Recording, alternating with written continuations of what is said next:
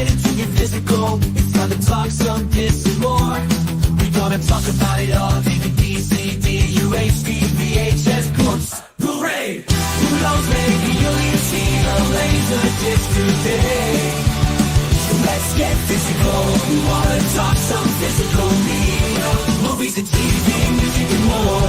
Come check out what we have in store. This is a media house dream. It's time for some physical media on FanZcene. I know it was like really popular because it like won some Oscars and whatever, but Jimmy does that. It's got that. It's got the Mighty Ducks guy. It's got that guy. No! Yes, but no! He's not the Mighty Ducks guy! It's Emilio Estevez! For the Brand!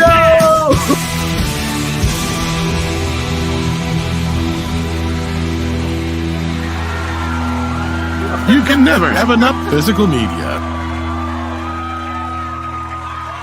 The Mighty Ducks guy. Ducks guy. It's Emilio. But hello, my fellow fellers and everybody. Welcome to the Physical Media Show here on FanZcene. And it is my birthday tonight, and I figured we'll do a little something special. So I invited a couple guests on. We have Tom Seymour. I almost said Sizemore for some reason. Seymour. I wish. No way.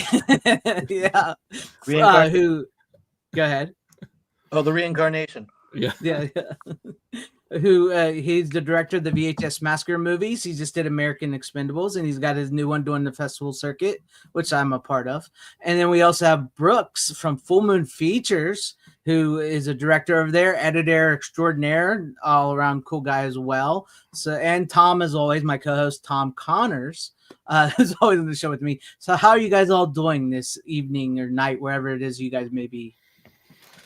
Good. Well, happy birthday, first and foremost. Thank you. Yeah. I appreciate it. Doing good here in California. Happy birthday. I'm Nice. waiting for someone to pop out of a cake or something.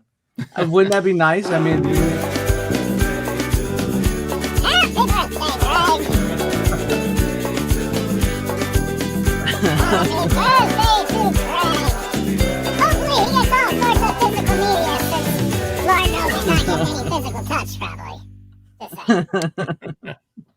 we need somebody, you know, the ladies to maybe Ginger will show up in the chat tonight.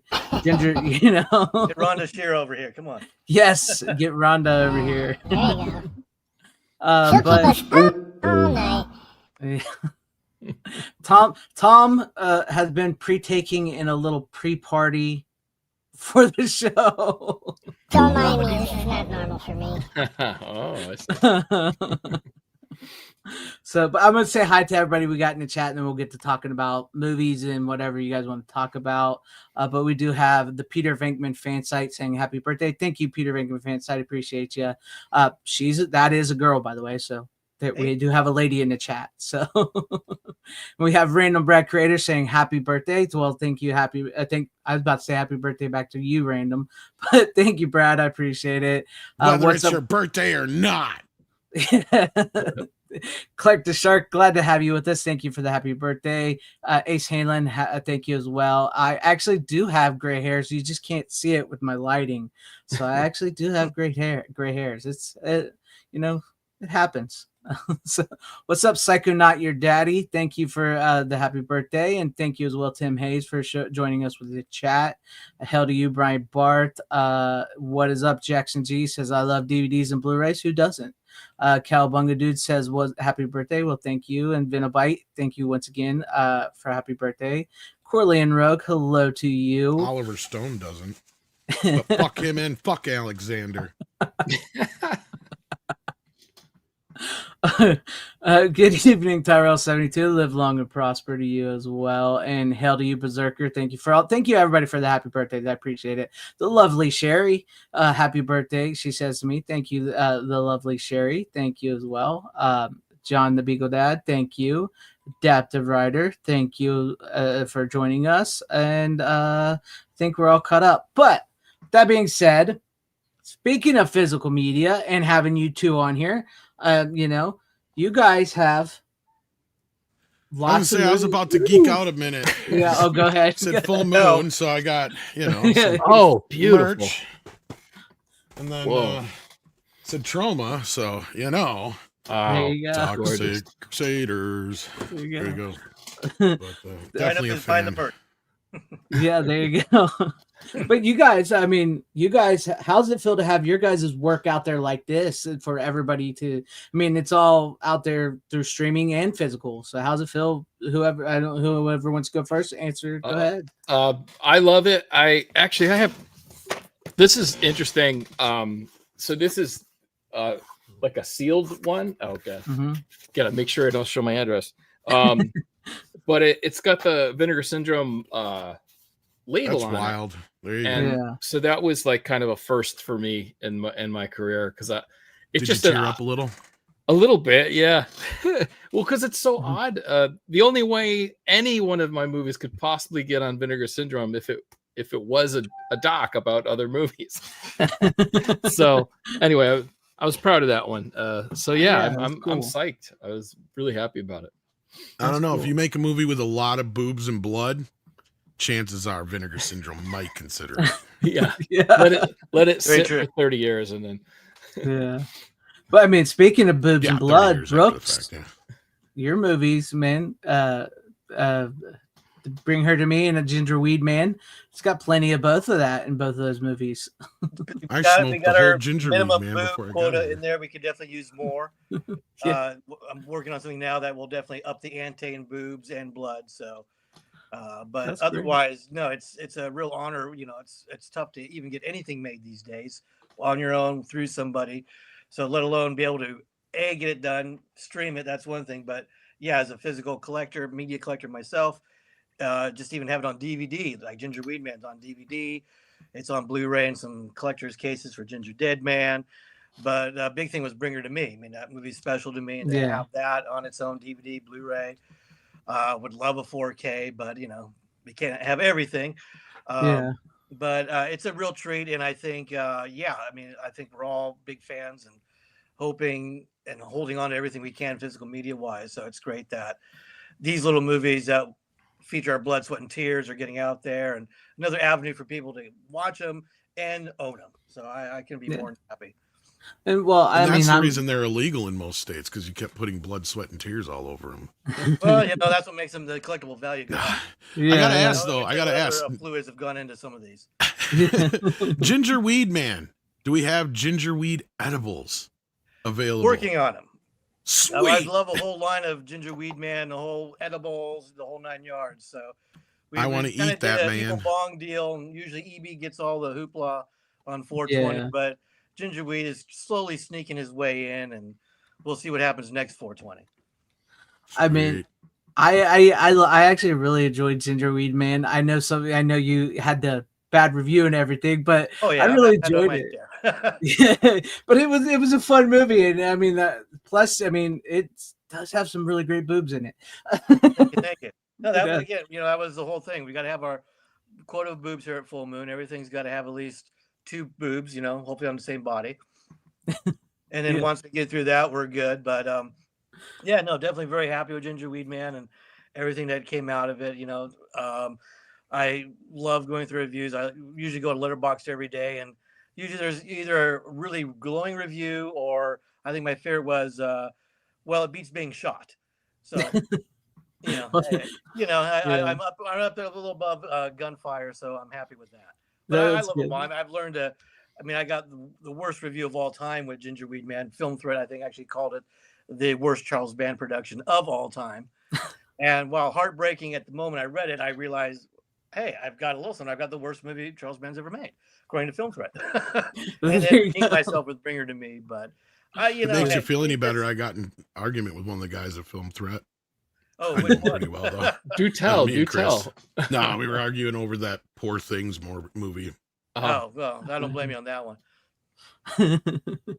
One of my films got called Unfortunate Backwash by New York Times like 20 years ago. Oh, man. That's not bad. I mean, that's actually a sign of approval, I would assume, you know? Yeah. It means that somebody cared enough to spit it out at one time, and it's come back. Yeah. And every bad review means someone's watched a movie, so I'll take that too. Yeah. Right. Yeah. I got their money. Screw the review. There you go. Do you do that, Tom? Do you go through Letterboxd and check out your stuff too? See what people have put it on there, or has any of yours ever been me? on Letterboxd? Yeah, you, Tom. Oh, The VHS. Sister. Letterbox is particularly brutal. I sometimes I will look up my stuff because I'm just kind of old school. You want to take feedback. You want to figure out if you read enough of the stuff. It's hard, but sometimes there's some truth in there. You know, you figure out, okay, this, maybe I should have done this one thing different. But Letterbox in particular, they're pretty mean. Yeah, So they'll let you know one way or the other. yeah. And sometimes I use the love Criticless comes off the anyway. face, so you just gotta, take it with stride. Yeah, for sure. I You try guys- not to, but every now and then, if no one's talking about my movie at all, that's bad too, right? So Yeah. I will look up some stuff, and then lo and behold, Letterbox usually Never has fails. comments on there. Yeah. Have a good shot of whiskey, read the reviews. You're good. Yeah, there you go. Have you guys ever checked out Criticless? Check to see if you guys have ever there. Never No. heard of it, to be honest with you. It's Yeah, Tom, It's you an know this- alternative to Letterbox. Yeah, Yeah, it's coming out Criticless. Critic. So one word. LESS. Yep. Yeah. It's new. I know I've noticed some people started using it here lately. So maybe you guys, I don't know if any of your guys' movies are on there yet, but you never know. But I gotta say I'm kind of happy to have these personally because I get a shout out in both the commentaries. Yeah. So I'm pretty happy Braggart. with that. So that's why I'm glad to have you guys here and made friends with you because it's pretty cool. To be honest, it's pretty cool to know that I know somebody who works for Full Moon and somebody who worked for Troma because you guys, I think we all sort of grew up with those type of things. I was, no offense, Tom Seymour, I was a little more of a Full Moon guy myself, mostly. Fair enough. Fair enough. Yeah, we Yeah, all no. grew up with that. Oh yeah, I love them. Yeah, both. Equally. I think. I was going to say is speaking of criticism, IMDb. So what do you like? IMDb, I think, and generally is like 2 points. What I think a film should be rated, it's usually about 2 points lower. Do you guys find that to be true, more or less, or do you think IMDb is like dead on? Nothing's ever dead on. I'm with Yeah. you. Just, No, but IMDb seems to have probably the most, I would say probably more accurate as far as like than the other ones because you have to create an account and it's not like Rotten Tomatoes and some of the other ones where they do a lot of aggregating and other crap on there. But yeah, those are terrible. Yeah, I guess I just meant like. I mean, it like- depends on the movie, I suppose. I feel like Yeah. some are overly hated, but some are overly praised. So it just depends. But that's just movies in general, probably. But yeah, that's true. That's true. I was just thinking like, so like when I see, like I forget what Predator is rated. It might be like 7.9. The original one is yeah. Something like that probably. And I'm thinking like it's kind of one of the greatest action films ever made, So but it's like high sevens, that kind of thing. And remember the movie Freaked? I think that's 6 point something. I'm like, Freaked is a masterpiece. Actually, that's not bad for an IMDb rating because even I think the top ones like The Godfather and Return of the King and all that business, even those I think are in the 9s. Yeah, that's what I mean. I think this great Freak is getting some love regardless. Yes. Yes. Yes. So I great. mean, it's getting a new 4K too, so I'm really excited to finally. check that out. I remember seeing that movie for the first time and just was like, what is this? This is awesome. I remember seeing it premiere on Cinemax. Yeah. Yeah. The Rastafarian eyes. I remember catching it in Film Thread and then actually watching it first time on Laserdisc. And that's how I discovered it. So Nice. funny. Nice. It's a good movie. I'm glad it is. I think Umbrella is the ones putting it out on 4K, which is funny too because which I'm still glad to have and I'm keeping it. Is like somebody sent me friend Rick, who's usually in the chat, sent me and Tom the Blu-ray of Freaked, which has been long out of print for years. Wow. So I was like, yes, I finally got a Blu-ray of it, and then they announced a 4K. So that typically happens. So, That's always a good sign, I'm the same Yeah. way. I'll grab something, I'll hold off, and sure enough, the damn 4K's out 2 weeks later announced. yes. It happens like all the time to us. Like we'll be like, okay, we'll finally buy this Blu-ray, or we'll finally do this, and then all of a sudden, here's the 4K. So, Got to a Or you point get where the after a 4K while, and you're hoping Arrow puts it out, then you have to wait for Arrow to put it out or some other company. yeah, Process. yeah. yeah, and after a while, I just been saying you're welcome every time it happens. So Yeah. You wanted it, you're welcome. We're We keeping do physical have, media alive ourselves, just double dipping. yeah. So I done that a few times, sometimes triple dip. And then like, are you guys like us? I don't know if you're like us, but like sometimes you'll have like a Blu-ray or a DVD and they don't carry the special features over, because I love special features. So like you go, well, now I got to keep this DVD or this Blu-ray because they don't have this documentary or this interview or this part on this 4K. So do you guys do that on occasion? Oh yeah, there's a Samurai Cop DVD I think Media Blasters put out, and it's Joe Bob Briggs commentary, and it's the funniest commentary I think I've ever heard. And when they made I think a Blu-ray of it, they didn't carry the Media Blasters Oh man, commentary, so I have I have a few like that. yeah, I've done that a lot. But we do have some super stickers in the super chat I'll get to real quick, and we'll get back to the conversation. From Kitty Bear, who gives us $1.49. What is that? Is that a pound or not quite euro? sure? A euro, maybe? A euro? Yeah. So I don't know what the super sticker is. StreamYard doesn't show it. So, but thank you for the super sticker. And then Nell White gives us $10, says happy birthday. Well, thank you, Nell White. I appreciate you. And thank you, Kitty Bear and Nell White, for the super chats. And I do like to give you guys a little video. Speaking of Samurai Cop, since you brought it up. They call him Samurai. He speaks fluent Japanese. Are you Fujiyama? What does katana mean? It means Japanese sword. So good. Just can't replicate that kind of badness. No, you can't. That's why it's like even the second movie, which isn't bad, but they're in on the joke by the second movie of the second That's Samurai usually Cop. the case. Once you're in on the joke, you're setting yourself up, like Birdemic sequel, stuff like that. Yeah. You have to try to make a good movie and have it suck and just leave it be. Yeah. Neil Breen might be immune to that. I can't tell, but because he made a couple of them. He made 2 or 3 where I'm like, I still don't think he's in on it. Yeah, he's surviving somehow. The Breenaholics out there.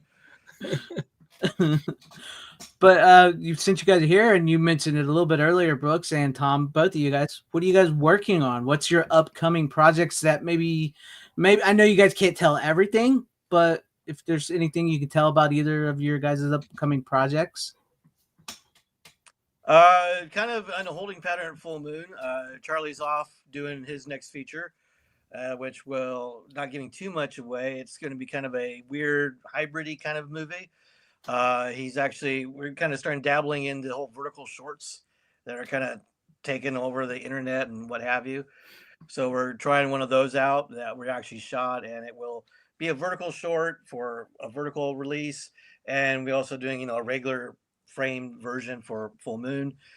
So that's happening. I'm working on something that, like I said, I would describe it as sort of the mean, ugly, dark cousin of Bring Her to Me, kind of set in the same world, kind of the same themes. But as much as Bring Her to Me was a throwback to older Full Moon stuff, this will be much more of an anti-Full Moon movie, just kind of more in your face, out there, hardcore.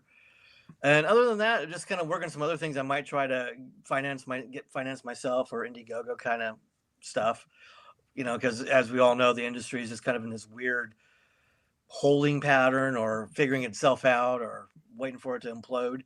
So it's just hard to get anything made anywhere with anybody. So I think, the future is just kind of us indie filmmakers, micro budget filmmakers, whatever you want to call us. We're doing our own thing. And I think we'll be able to do that. And I think the climate is getting there that will be more inviting for us to do it. And I think we'll be able to make more of a mark on the industry, or small mark, because no one's making anything, but we will be, and we'll be making what we want. So hopefully things get better, and that will happen. But so far, that's kind of what I've got on the horizon. And both of you guys are always welcome to come back on here, chat with me, whatever, and promote your if you do Indiegogo or a crowdfund or something, you could come on and talk it out. I'll help you guys out anyway. Super coins and stuff. Where they're Yeah, pounds or yeah. euros. I could use them. Yeah. Yeah. But Tom, I know you did Video Dreams, which Oh you want yeah, to talk yeah. about that or anything else you got on the front? Yeah, thanks. Yeah. So yeah, Video Dreams is a documentary about well, the tagline is from blockbuster dreams to streaming screens, a filmmaker's journey through a vanishing world. So it basically chronicles about 30 years of independent filmmaking, kind of trying to get on the shelf at Blockbuster, but then sort of what do you do when that falls apart and rebuilding. So it actually ends up being a positive message, and that's got a lot of the Trauma Gang in it. That's got Debbie and Lloyd. It's got FanZcene in it. I mean, you make a good. There's a good section when we talk about VHS Massacre 2, so you're in there, and then who else? Some Joe Bob Briggs interview footage in there, but it's mostly from the first two docs. But yeah, I don't know what this one will do. It's personal, I guess, in regard to the career. But I was in a similar situation where I can't, I'm a filmmaker. I need to be working. I need to be doing stuff. So I had this archival footage. So I was like, I can do something with this. And so that's what Video Dreams is. So, but it did win Best Picture at the Independent Horror Movie Awards, which was pretty cool. Nice. That just happened. And I'm going real hard in the festival circuit. We're entered into 72 festivals, and we might even get up to 100 possibly. So nice, congrats. So my plan is to use that as like a theatrical run, like hopefully premiere in like 30 cities on these little screens everywhere, and then the streaming. So hopefully that'll work. Well, I'm like myself, which I've talked both to you guys. I'm a huge independent film supporter, and I do think you guys are making the better films at this point in time. Because everything else just seems like this big content. It's just more content than it is entertainment and stuff like that. So I support you guys, and I can't wait to see what you guys both do in the future and what you create. So I appreciate you guys for always making time to talk with somebody like me on the YouTubes, and all that. Hey, I love it because if it wasn't for you, we'd be watching my stuff and getting the word out. So yeah, seriously, you're doing you a big thanks for loving this stuff, talking about it, and moving forward, and keep dishing about it with everybody. So thank you. Yeah, yes. Thank you, man. Yeah. Well, you guys are welcome. I appreciate it. And thank you guys as well, because it's fun. It's fun, I've seen so many things, through you guys and talk to you guys and stuff like that I never thought I would have ever saw before, so it's good. It's good to have that. But we do have a question here. It says, what formats do you guys collect and how do you organize them? So if you guys want to answer that. Like either much, or. I have a 4K setup, so if it's 4K, I'll try to go 4K. Blu-ray, I still have DVDs. I used to collect laser discs. I still have about 15 boxes worth of titles, and probably not a lot of VHS, not these days. And when I organize, I'm kind of weird that way. First, directors, so I have Mario Bava movies, Argento movies, Carpenter movies, go through all that. Then once I've settled that, I go by genre. So I have my action movies together, my comedies together.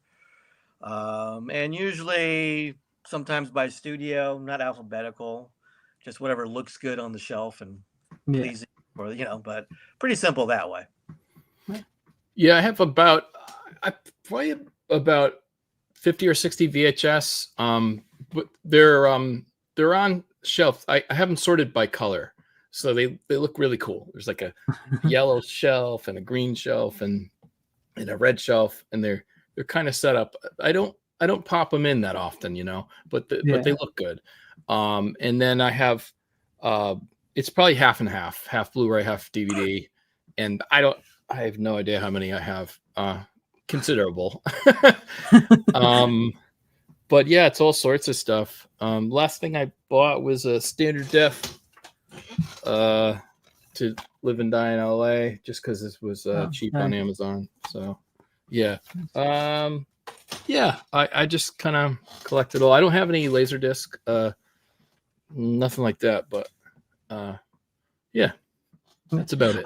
I was I was one of those people that never wasn't Laserdisc was a luxury, so we kept the VHS till the DVD. And when we finally got to DVD, that's when we got to the DVD. Then I went into the Blu-ray and 4K, and somehow I managed to get back into VHS again when I got older. The weird full circle thing. It's just full circle, but I mean, I'm still buying like Blu-rays and 4K today because I do have the 4K and everything.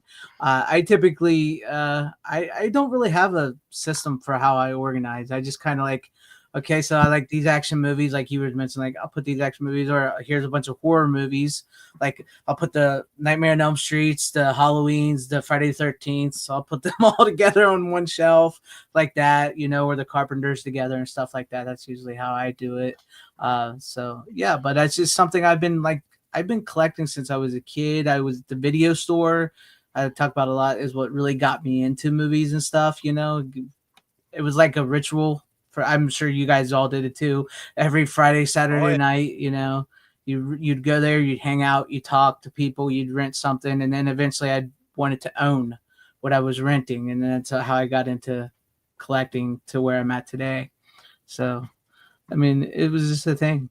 But this Tom below me, Tom, do you have any questions for Tom and Brooks there? Not offhand. I mean, you've been pretty much hitting on everything I could think of, and I already asked about the gingerweed cookies, so he's no further questions, Your Honor. Yeah. Until we got some edibles, he's quiet. It's a great Phantasm shirt, by the way. yes. Thank you. I love the Phantasm movies. Don Get the one with the pretty much skull. looks like all my movies organized too. That's how it looks. Yeah. All over the place. Yeah, I got to get it fixed. I've been saying that for a while. Do you guys have a count on like a general count on how many titles you have? Kind of. I have an app for it. Blu-ray.com app. Yeah, that's what I use as well. Yep. And let's see. Blu-rays, I have 3,707. Whoa. Nice. 4K, 608. Nice. That's a total of 3,727 movies. Nice. Somewhere in there. Great. I have. Go ahead. No, I was waiting for you to hear. I don't have a third of that. I know I don't have all my DVDs in here, but it says I have 194. I have a hell of a lot more now. I just haven't scanned them all. Yeah. And I know I'm missing some, but it says 3D Blu-ray 189. Wow. 180 3D. Wow. 4K is 907. Blu-ray is 3,331. Sorry. And then altogether it says 3,525. But yeah, I don't know. I'm sure there's more than that I missed somewhere. There was one or two in the cracks I found. Yeah. I had this habit. I would scan it, but then I would forget to add it to my.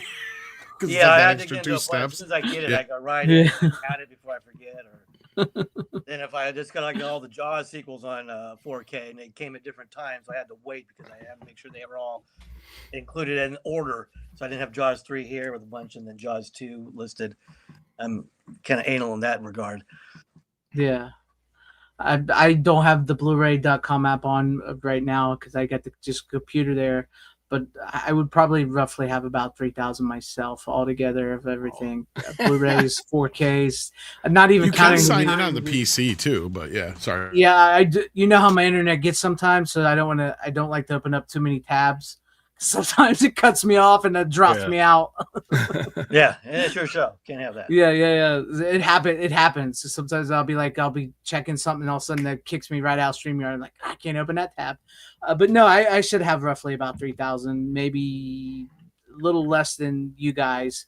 I haven't gone through it in a while, but yeah, I probably got less 4Ks than you guys because I haven't been buying a whole lot of the 4Ks. I mean, I got a lot of them, but I basically like, when it's a new 4K of a movie I don't have. That number doesn't even make sense. That final number I said. Oh, your final number. Yeah, I'm looking at it again. So, like if it's like a new 4K of a movie that I don't own or, No. or I only have like the DVD, I'll buy the 4K. That doesn't but even if add up. He's got 5,000. Yeah. I was gonna say because like Probably. say, if I got almost 1,000 4K and I have over 3,331 Blu-rays, how can altogether I only have 3,525? That doesn't math. Like, Let's say start with $5,000. We'll call I Bill have no Hunt. idea. And then there's two numbers here anyway, so I never know which one's correct. But yeah, But I do great, tend to though. wait a little bit before I update to the 4K of the Blu-ray, especially if it's one I just recently bought. So like I didn't have Trick or Treat on 4K, the 80s version Trick or Treat. So I was like, yes, I'm buying that. And then, so I bought that. And then but like Tom can attest, I brought him on here. We just bought the two new Jason movies from Arrow on 4K. I was very disappointed in Jason X. It doesn't look very good on 4K. So if you don't want to really waste your money on that one, I've heard from a lot of people that was problematic. Yeah. I mean, you could clearly tell, like, when they made the movie, it was one of the first films to be scanned digitally after they filmed it on film, but they scanned it digitally. And I'm pretty they sure did all they the just, post work in digital. Yeah, I'm pretty sure they just used that for the 4K. I don't think it's Arrow, like we talked about with Tom here, I don't think it's Arrow's fault because they were at the mercy of whatever Warner Brothers was giving them. But I think that was just like a upscale of the digital film they already did. But Jason Goes to Hell looks beautiful on 4K. So yeah, something I read that was the problem with Jason X was because it was so early in the effects world, digital effects and everything like that, that I guess there was no real film element to pull from. It was just sort of aside from the Star Wars films, which is funny because I did bring one of those on tonight. Yeah, it was one of the first ones to get filmed where they scanned the entire film digitally and not just the effects shots. So 100% of the entire negative was scanned back then, but instead of going back to the negative, they just scanned the RE film scan that they spat out as like a master. And for some reason in the booklet, it says it's from the original camera negative. I'm like, there's no way. Yeah. I mean, I can understand they'd be like, look, there's only going to be like 12 shots from the original negative when it's all said and done. But like, if that's the case, just say it's not from the original negative. It's from the original either 2KI master or whatever, or 2KDI master or whatever, because it's basically what it is. Yeah, it was not. So that's that's the thing. Like with the 4Ks is like sometimes they're absolutely beautiful, and then sometimes you get one like Jason X. So yeah, I mean we took our hits with our Transfers 4K release on 4K. What happened with that? Yeah, I was curious what I think it was a combination of it was never shot on the best film elements to begin with. I mean, a lot of Charlie's stuff was probably shot on like short ends, right? Quality. I mean, it's never been a beautiful looking movie. It's a great movie and all that. And I know our colorists had issues because, again, depending on how you work with the master, you want grain, but then if you're boosting some certain colors, grain becomes noisy. So it's a lot of give and take. And I think ultimately, sad to say, I think we didn't do the best job we could have done on it, especially money wise. Blue Underground, they do great releases. They probably spend double on their releases did on that. Because it feels like there's like video noise or something all over the picture. Yeah, it's kind of weird. Definitely, and I will say, I think it overall looks better, especially in some points. It does feel like an old film, but I think it's definitely a case of where we probably should have put more money in to play with the grain noise levels. Maybe put that extra money because I know we did do it from a negative. I mean, it was from a camera negative. I just don't think it was our first one, so I don't think we knew what kind of all it entailed to really do a restoration. Sadly, I think some of it was the full moon way, corners. It's too bad that I know Charlie's not a real fan of doing stuff with boutique companies too often, because I bet that would be one that like Arrow or Vinegar Syndrome would do a great. Yeah, no, we've kind of lamented on that as well. Yeah. I will say, without naming the title, that there has been some possible discussion about licensing a title to someone to do a 4K of. I haven't heard much more about that since, but it would be one of our bigger titles.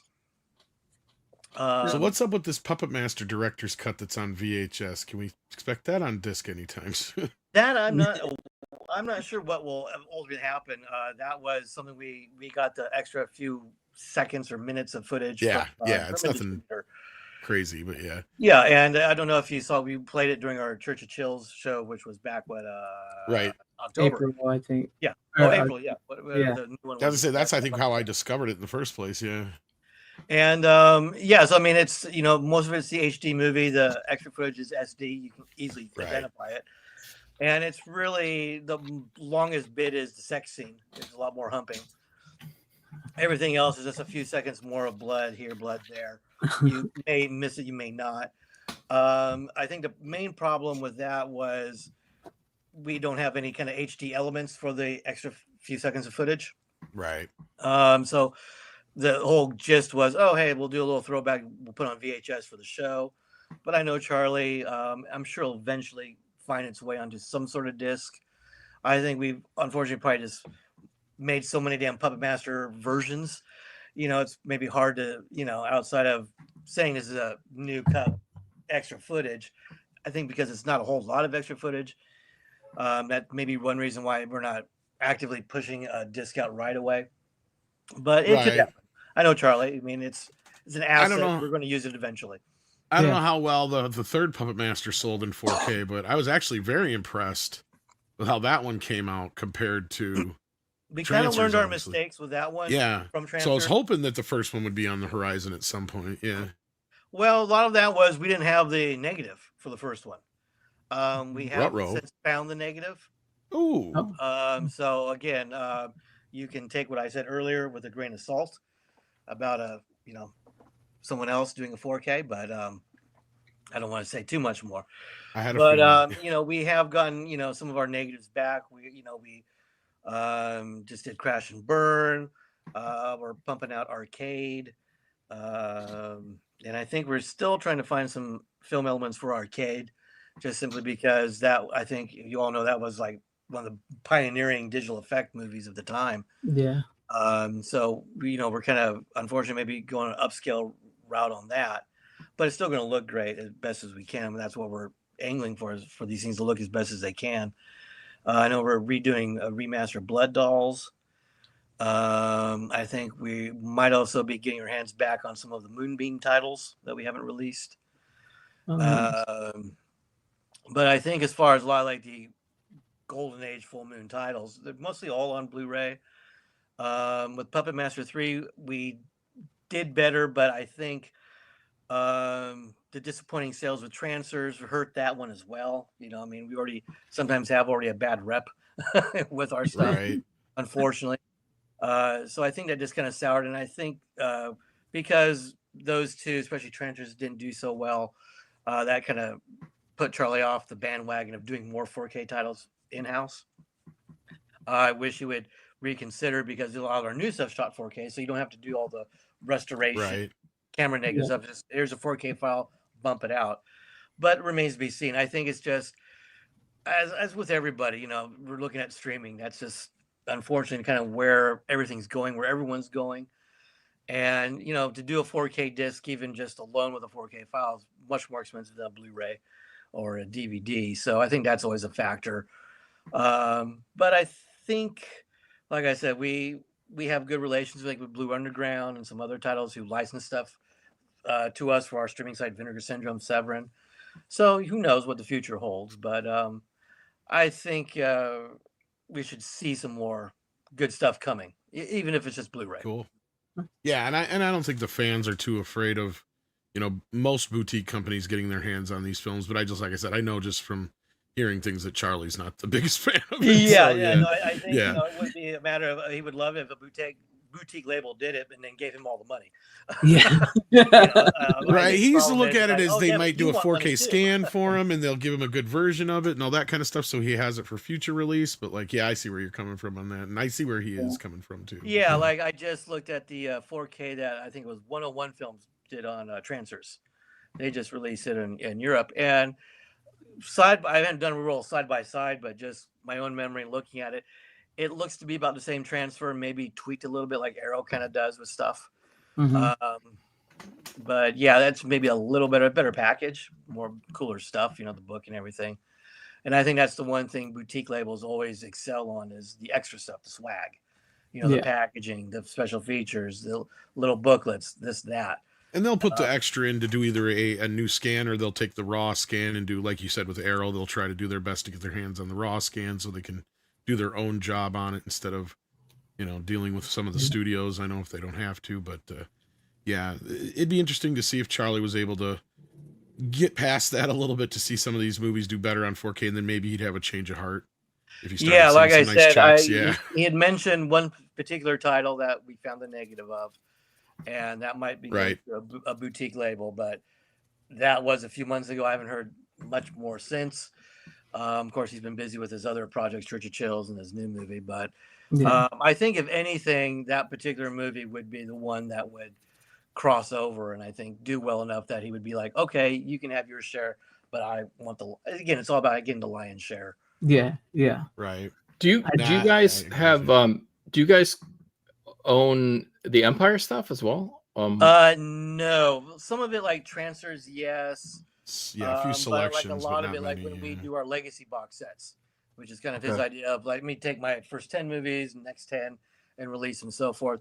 We usually do a deal like with Kino, Shout Factory to get X number of discs from them. Mhm. So I know when we did the last legacy box, that was mostly all our stuff. This new one had some crossover titles, so I know he worked out deals. So there will be, like Ghostwire kind of stuff like that has gone through Shout, other companies, and he'll work out a deal and release it through like the Empire box set. Those are mostly all Shout titles, and he okay, put the deal. Said, oh hey Shout, you want Laser Blast from Mystery Science Theater 3000? Cool. Well, I want these discs for my box set and a little extra money. That's how that Empire box set came to be. Oh, cool. Is Robot Jocks in there? Robot Jocks, I do. It is in the not- video store box set, I believe. Yeah. Oh, Yeah, okay. I think it's in the Arrow release. Yeah. The Arrow one. Yeah. Love that one. And no, I did. I think that set actually had like 2 or 3 titles that had been out of print for a while, like Dolls, Robot Jocks, and I'm trying to remember the other ones, but yeah. Yeah, I think did they get Cellar Dweller in there? Yes. Yes. And some of the Dungeon Master, personal. Oh yeah, I think that's it, Arena yeah. was it Arena. Arena? Yeah, they Arena's did the a other better one, version of yep. Arena. I just watched that one. I love it. Yeah. It's so good. Oh yeah, Arena. yeah. It was a great Legends box set. Empire until later. Yeah.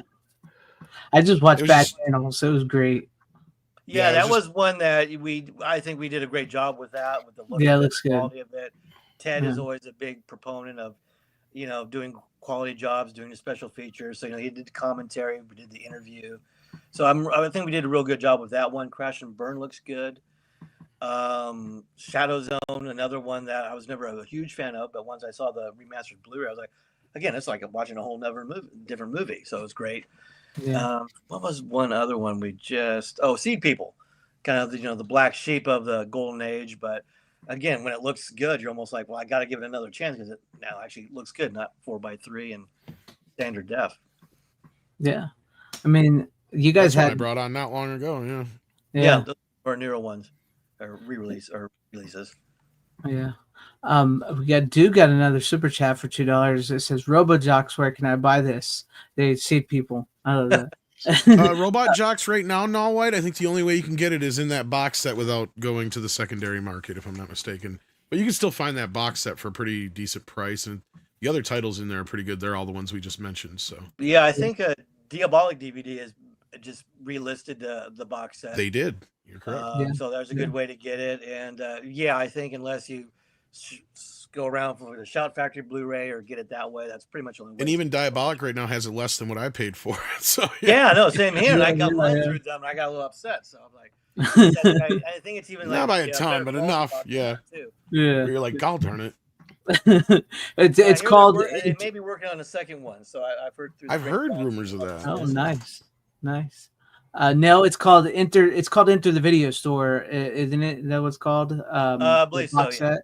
Yeah, Enter the Video Store from Arrow, and it contains all those movies in it. But thank you once again for the $2 super chat, and just for you giving the $2 super chat, you get this video. Don't do this, Ben. Please don't go this way. I just had sex. I'm about to eat nachos. It's the greatest moment of my life.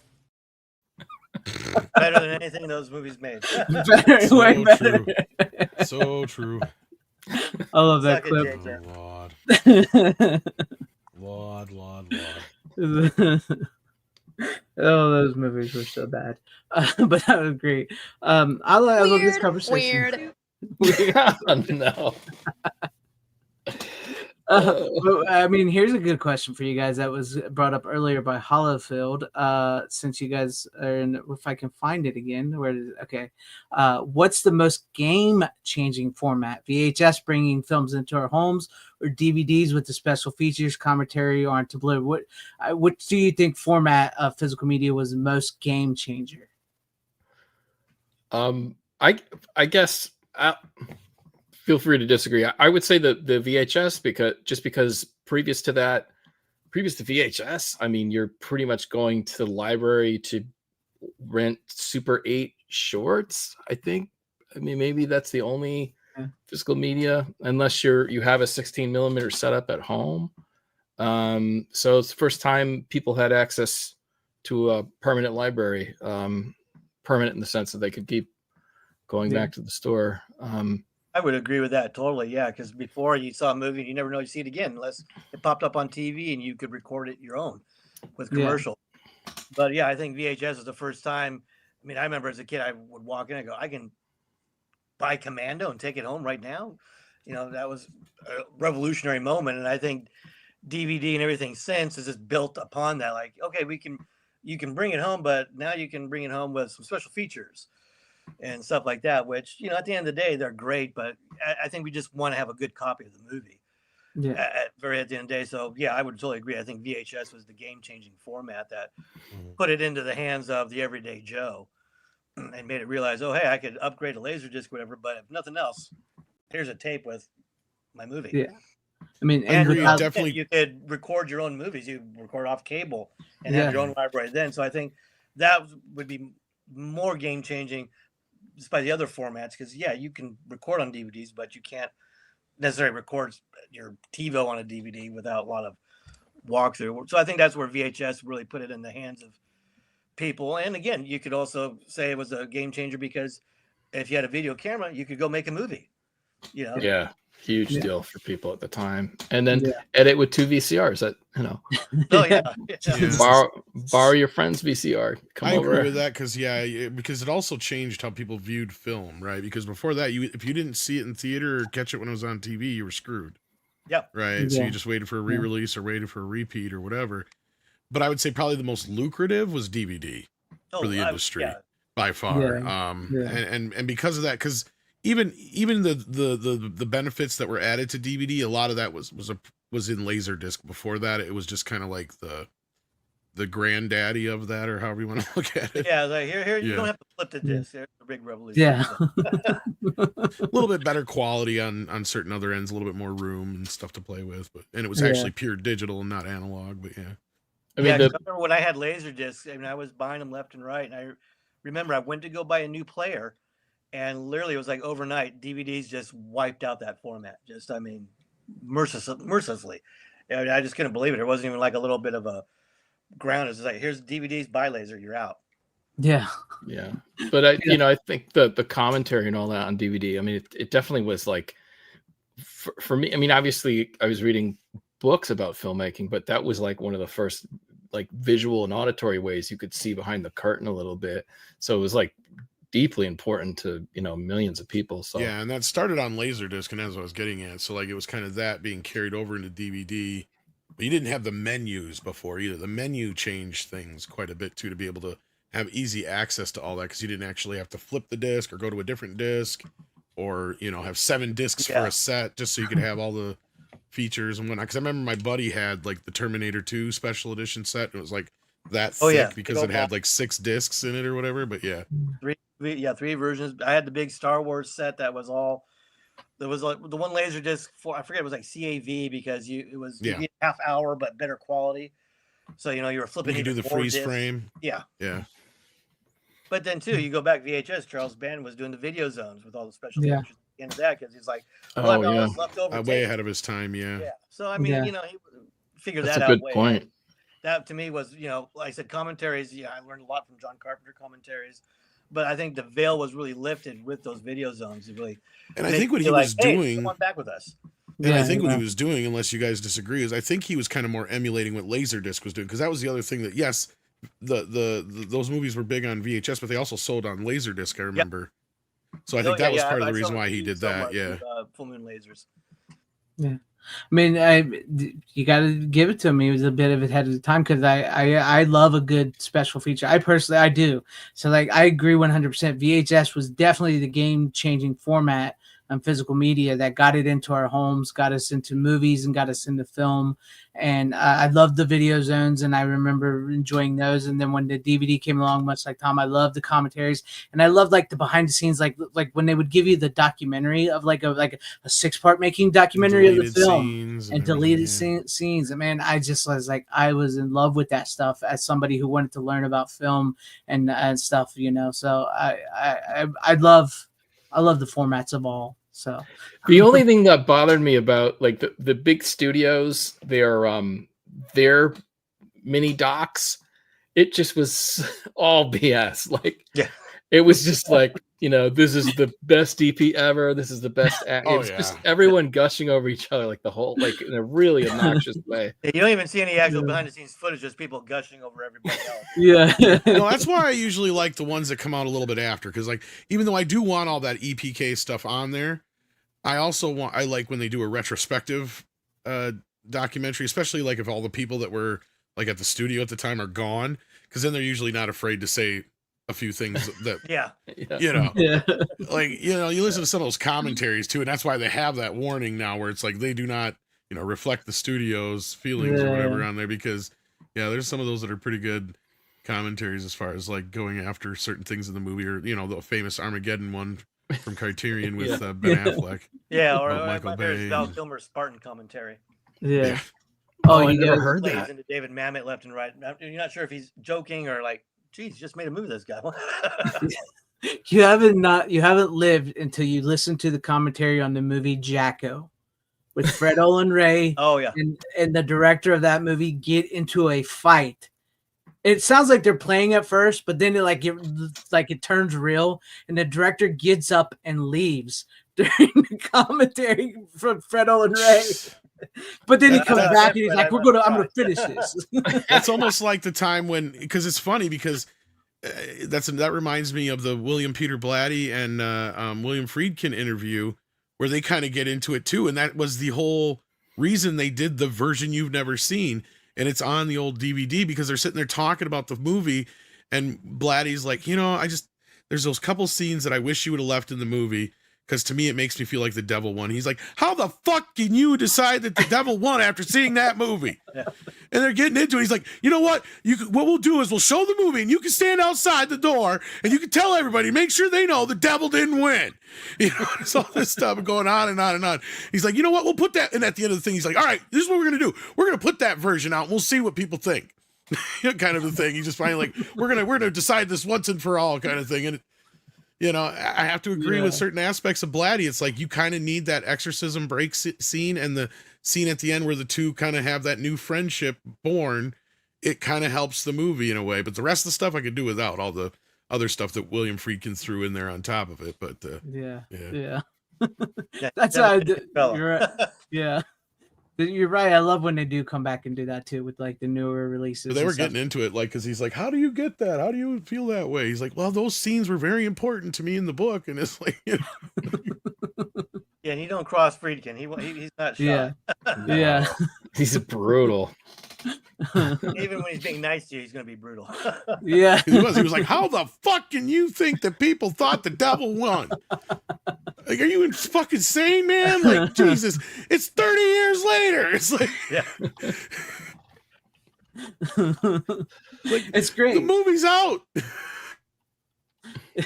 And it was, I mean, he was right in the end, basically. So they were both right, is what I love about it, right? It's kind of the movie worked on its own, but those two bits added back in make a bit of a difference to the movie and does add a bit of a uplifting ending. And then also that other scene where you have the younger priest asking why this little girl, and the other priest goes, to make us hate ourselves and to despair and all this other kind of stuff, basically. And it's a great little scene, and without it kind of is missing something, but yeah, it still works with or without. I mean, that being said, what are you guys working on coming up here? Anything exciting coming up in the near future? I mean, Brooks has got his movies working on for Full Moon, and then Tom's did the Video Dreams. So. I do have something else, but I was going to say, other than you can't talk about it anyway. I can't talk about it too much, but it's more of a pilot thing, and but it is technically a documentary. But I am working on something, but I don't know when I'll be able to talk about it, but it should be pretty cool. Sorry, that's like a nothing burger there.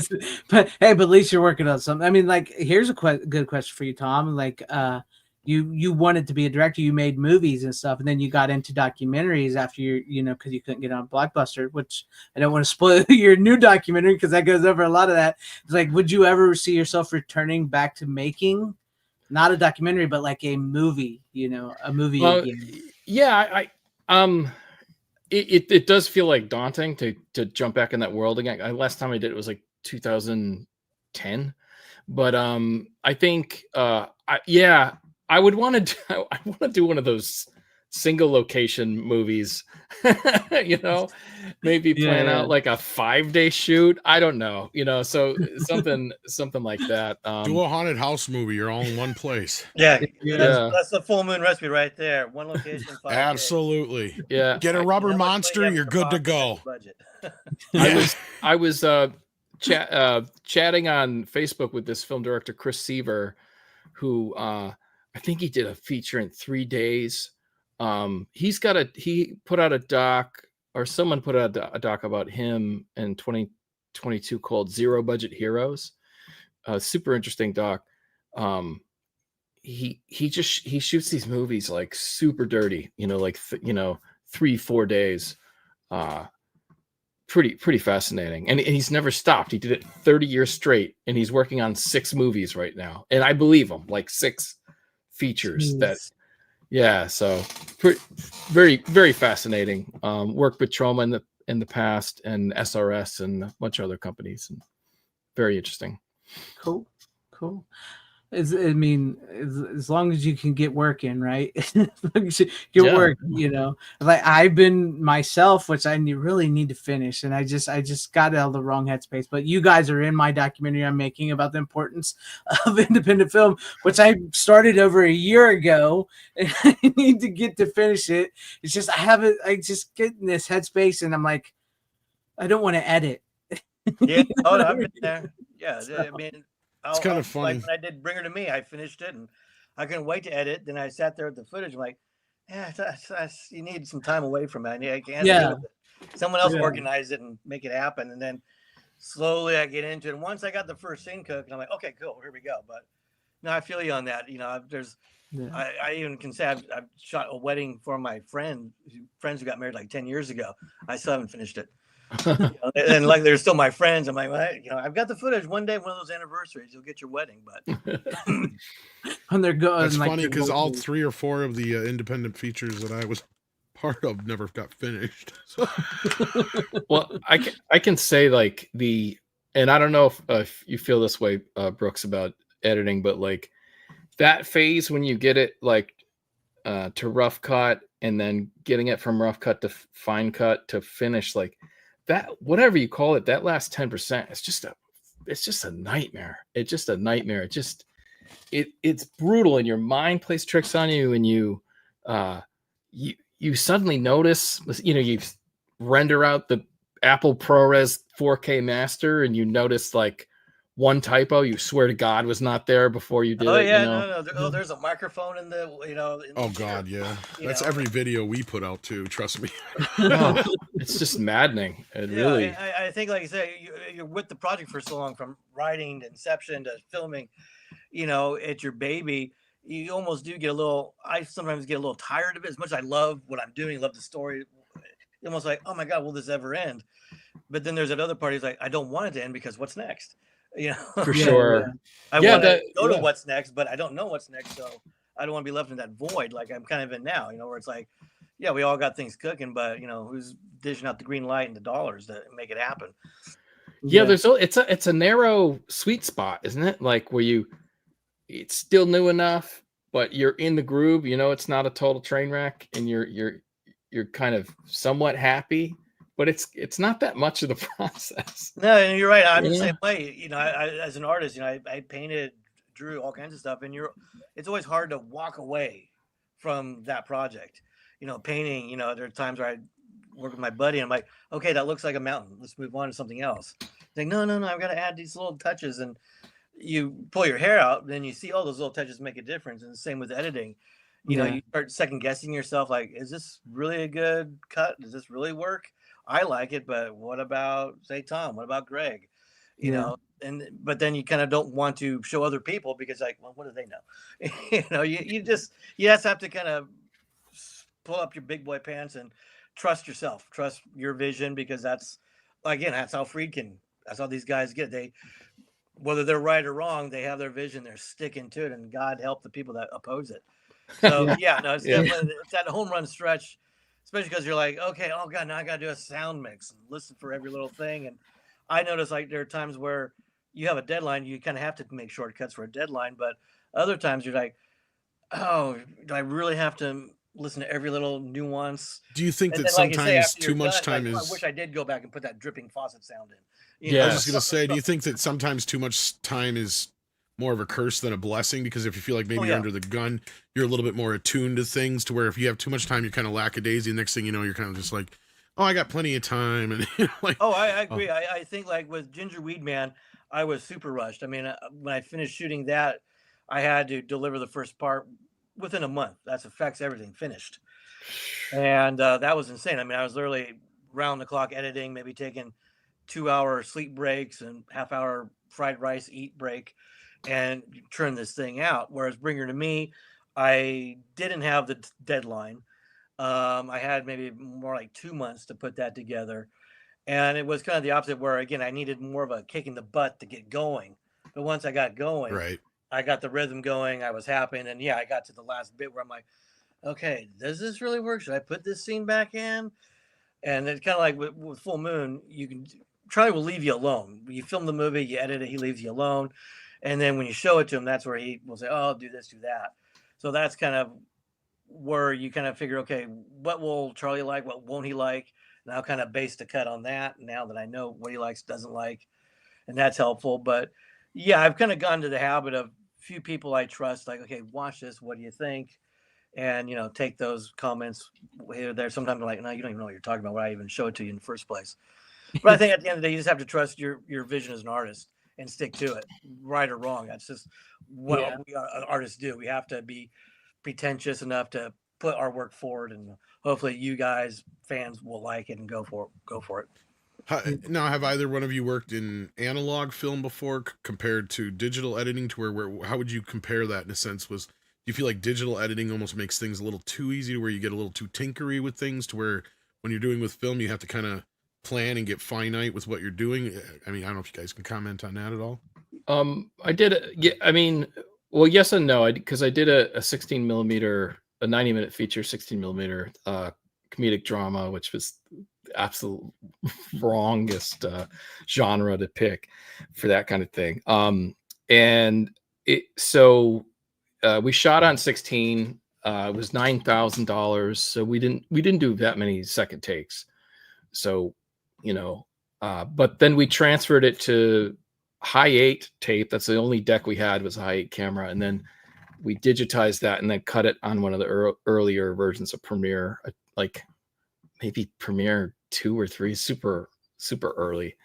So we were nonlinear. If you mean like before that, I did like A/B roll editing for CBS News and stuff like that. But for me, nonlinear although early nonlinear was an absolute nightmare. Things would crash all the time. You'd lose stuff all the time, and hard drive space was crazy. Like I remember having a 9 gig hard drive, SCSI hard drive, and that was like an insane amount of space, you know. Even though you couldn't even hold all the raw footage for the film. But the higher level of control I felt like I had with nonlinear was like was such a step up. So it was I felt I had more control over the image, which was helpful. Yeah, I mean, I started Super 8. So like my first movie out of high school, I made a little in film class there. I made a little 6-minute Super 8 movie, which I had no real editing expertise nor confidence editing, so I just taped the reels together. So, you know, a guy pulls a knife out and puts it back in his pocket. We just had to roll with it. So, but the one thing I did really learn from that, and then I did another Super 8 film that I never got to finish. I edited, but never got to put sound on it. But what I really learned was the importance of the cut. Because yeah, you've got to make sure that if you're cutting, you make sure it's that right cut, because yeah, you can't go back and redo it, whatever. So when nonlinear came in, it was a revelation, because you could shoot and fuck up, then go back and redo it. And, you know, maybe it does give you too many options, but I think, again, that's where you have to rein yourself in as an artist and, you know, stop yourself at some point.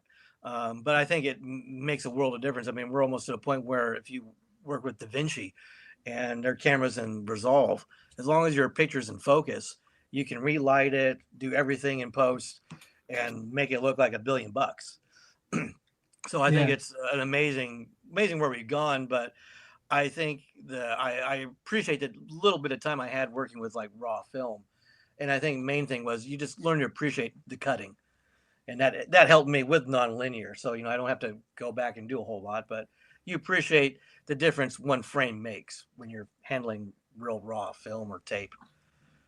Yeah. And when you are rolling on film, we would rehearse without recording what the camera operator would do, the movement, the actors would block, and you'd make sure you got it pretty solid.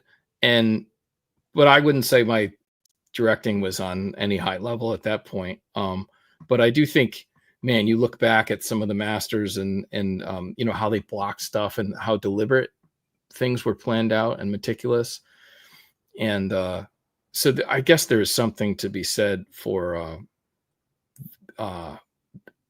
it being so hard that you had things visually sort of perfected before you ever rolled on them, which I see less of, at least in low budget stuff, for good reason. But yeah.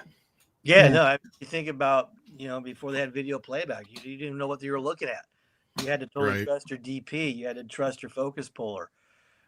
So yeah, you have to give all those guys a lot of credit for creating all these masterpieces, just almost like blind luck. You know, you just hope your dailies work, and you got to trust everyone on your crew. Where now, again, like I said, if you got a good enough camera and editing software, you don't even need the crew. You just got to need someone to push the record button and make sure the focus is right. Yeah, that's what it's nowadays like. It's almost. I was just gonna say it's almost not even the camera, since this is almost good enough. Yeah, as long as you got good enough lighting.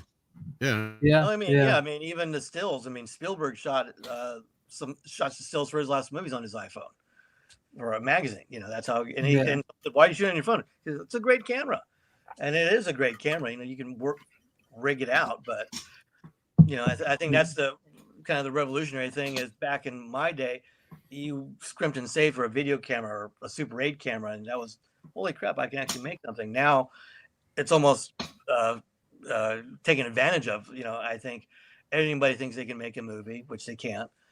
And I think the only real downside is you're seeing the quality going down, or the acceptance of quality going down.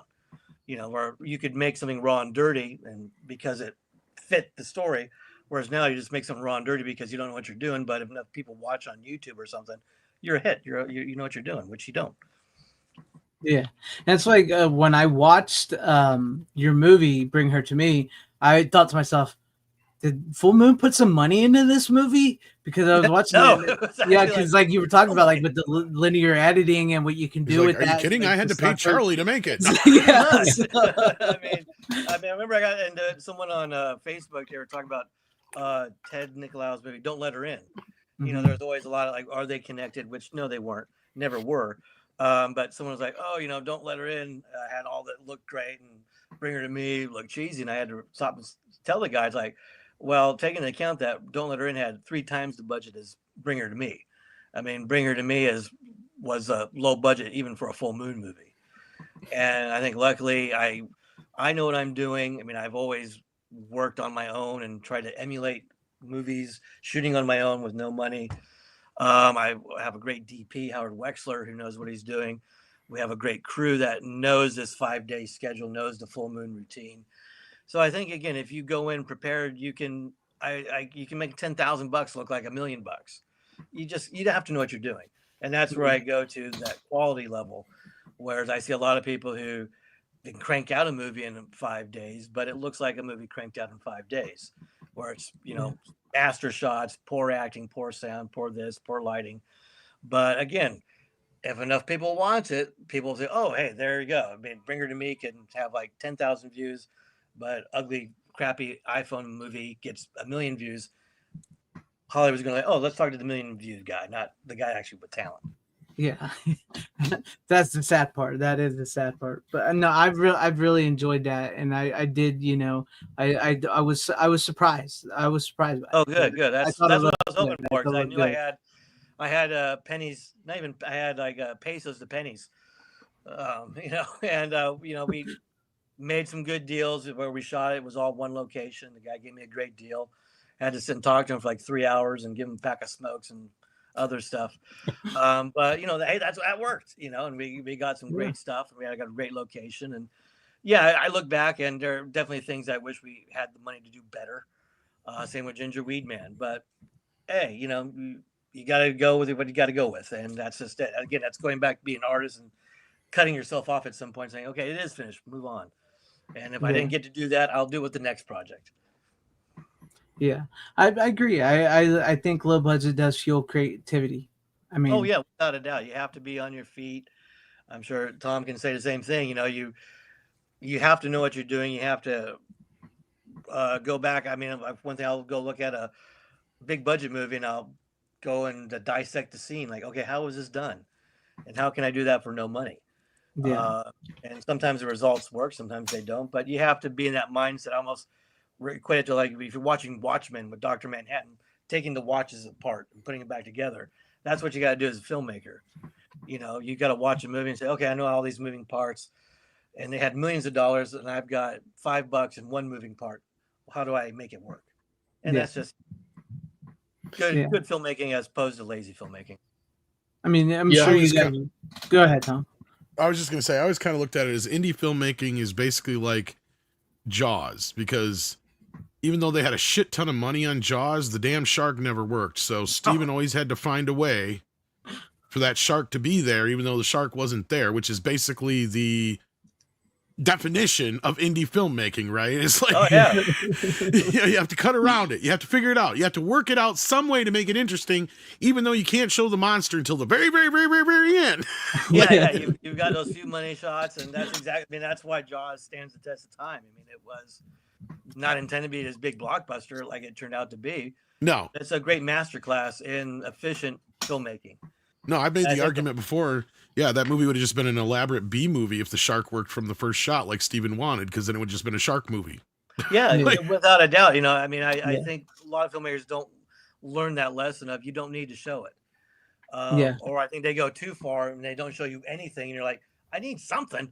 Give me something. Give me Blair Witch Project. That's it. So much stuff is built on concept and what you may see, and you never get to see it because they just want to get you in. And again, to me, that's just lazy, not the best talented filmmakers out there. I can get excited about limitations for sure, because you can it's like a type of game. Like, okay, this is the rules. Okay, you have 9 days, you have $6,000. Right. You know, and if you think of it as a game like that, then all these ideas can come from that. And there's something kind of delightful about that, at least in pre-production. The Yeah, when that's you get there, then that's Right. But luckily enough, it's like if you do it a bunch of times, then you know a little more about what you and a crew are capable of, and you can keep kind of honing that in, and so it does become fun. But I know filmmakers who kind of did the whole I'm doing a feature for 10 grand. They did it once and their perspective was like, never again. This is not sustainable. And for some reason I kept going in, and so like But you sound like somebody who thrives on the challenge is basically what you're saying, is like you're like able to go, okay, well, this is what let me show you what I can do with 10 grand, as opposed to I'll never do it with 10 grand again. Is what it sounds like to me. There's so many jobs on a film, you know. I think that's just you know, good for the mind. It's fun, you know, like from audio to shooting, then you got writing, you've got editing. There's all this stuff, you know. It's almost impossible to master everything. But it's like, as an artist, it's like one of these formats that kind of has everything, you know. So for me, I've always vibed on it. Yeah, I'm with you there. Like with Full Moon, that's how I've approached budgets here. It's a challenge. You know, I've worked with a lot of directors who get their budget and all they're doing is complaining. I need more. I can't do it again. Whereas me, it's like, I'm coming from not having anything to give me $10. I'm a happy camper and I'll make it work. And I'm with you. I was like, okay, let me know my limitations and whatever you want, you know, like bring her to me. Okay, I had X number of dollars, and only thing from Charlie was, I want the girl flying in a bed. I'm like, oh my God, well, give me more money, but okay, I'll figure out how to get a girl flying in a bed for X number of dollars. And, you know, I wrapped my head around it, and actually that was the very last thing we shot, was her on the bed flying around. And it was like we were already over an hour on our schedule. So we just moved the camera around to kind of 360, and I just kept yelling, okay, now you're this, now you're that. And I made it work in editing. You know, I found some drone footage, and then I kind of choreographed her ride in, like, okay, we're going to go through these parts and cut back to here, and then we'll go to the other world and stuff. But again, that was all taking that as a challenge, not as like, oh well, great, I have $2 and I got to make a bed fly.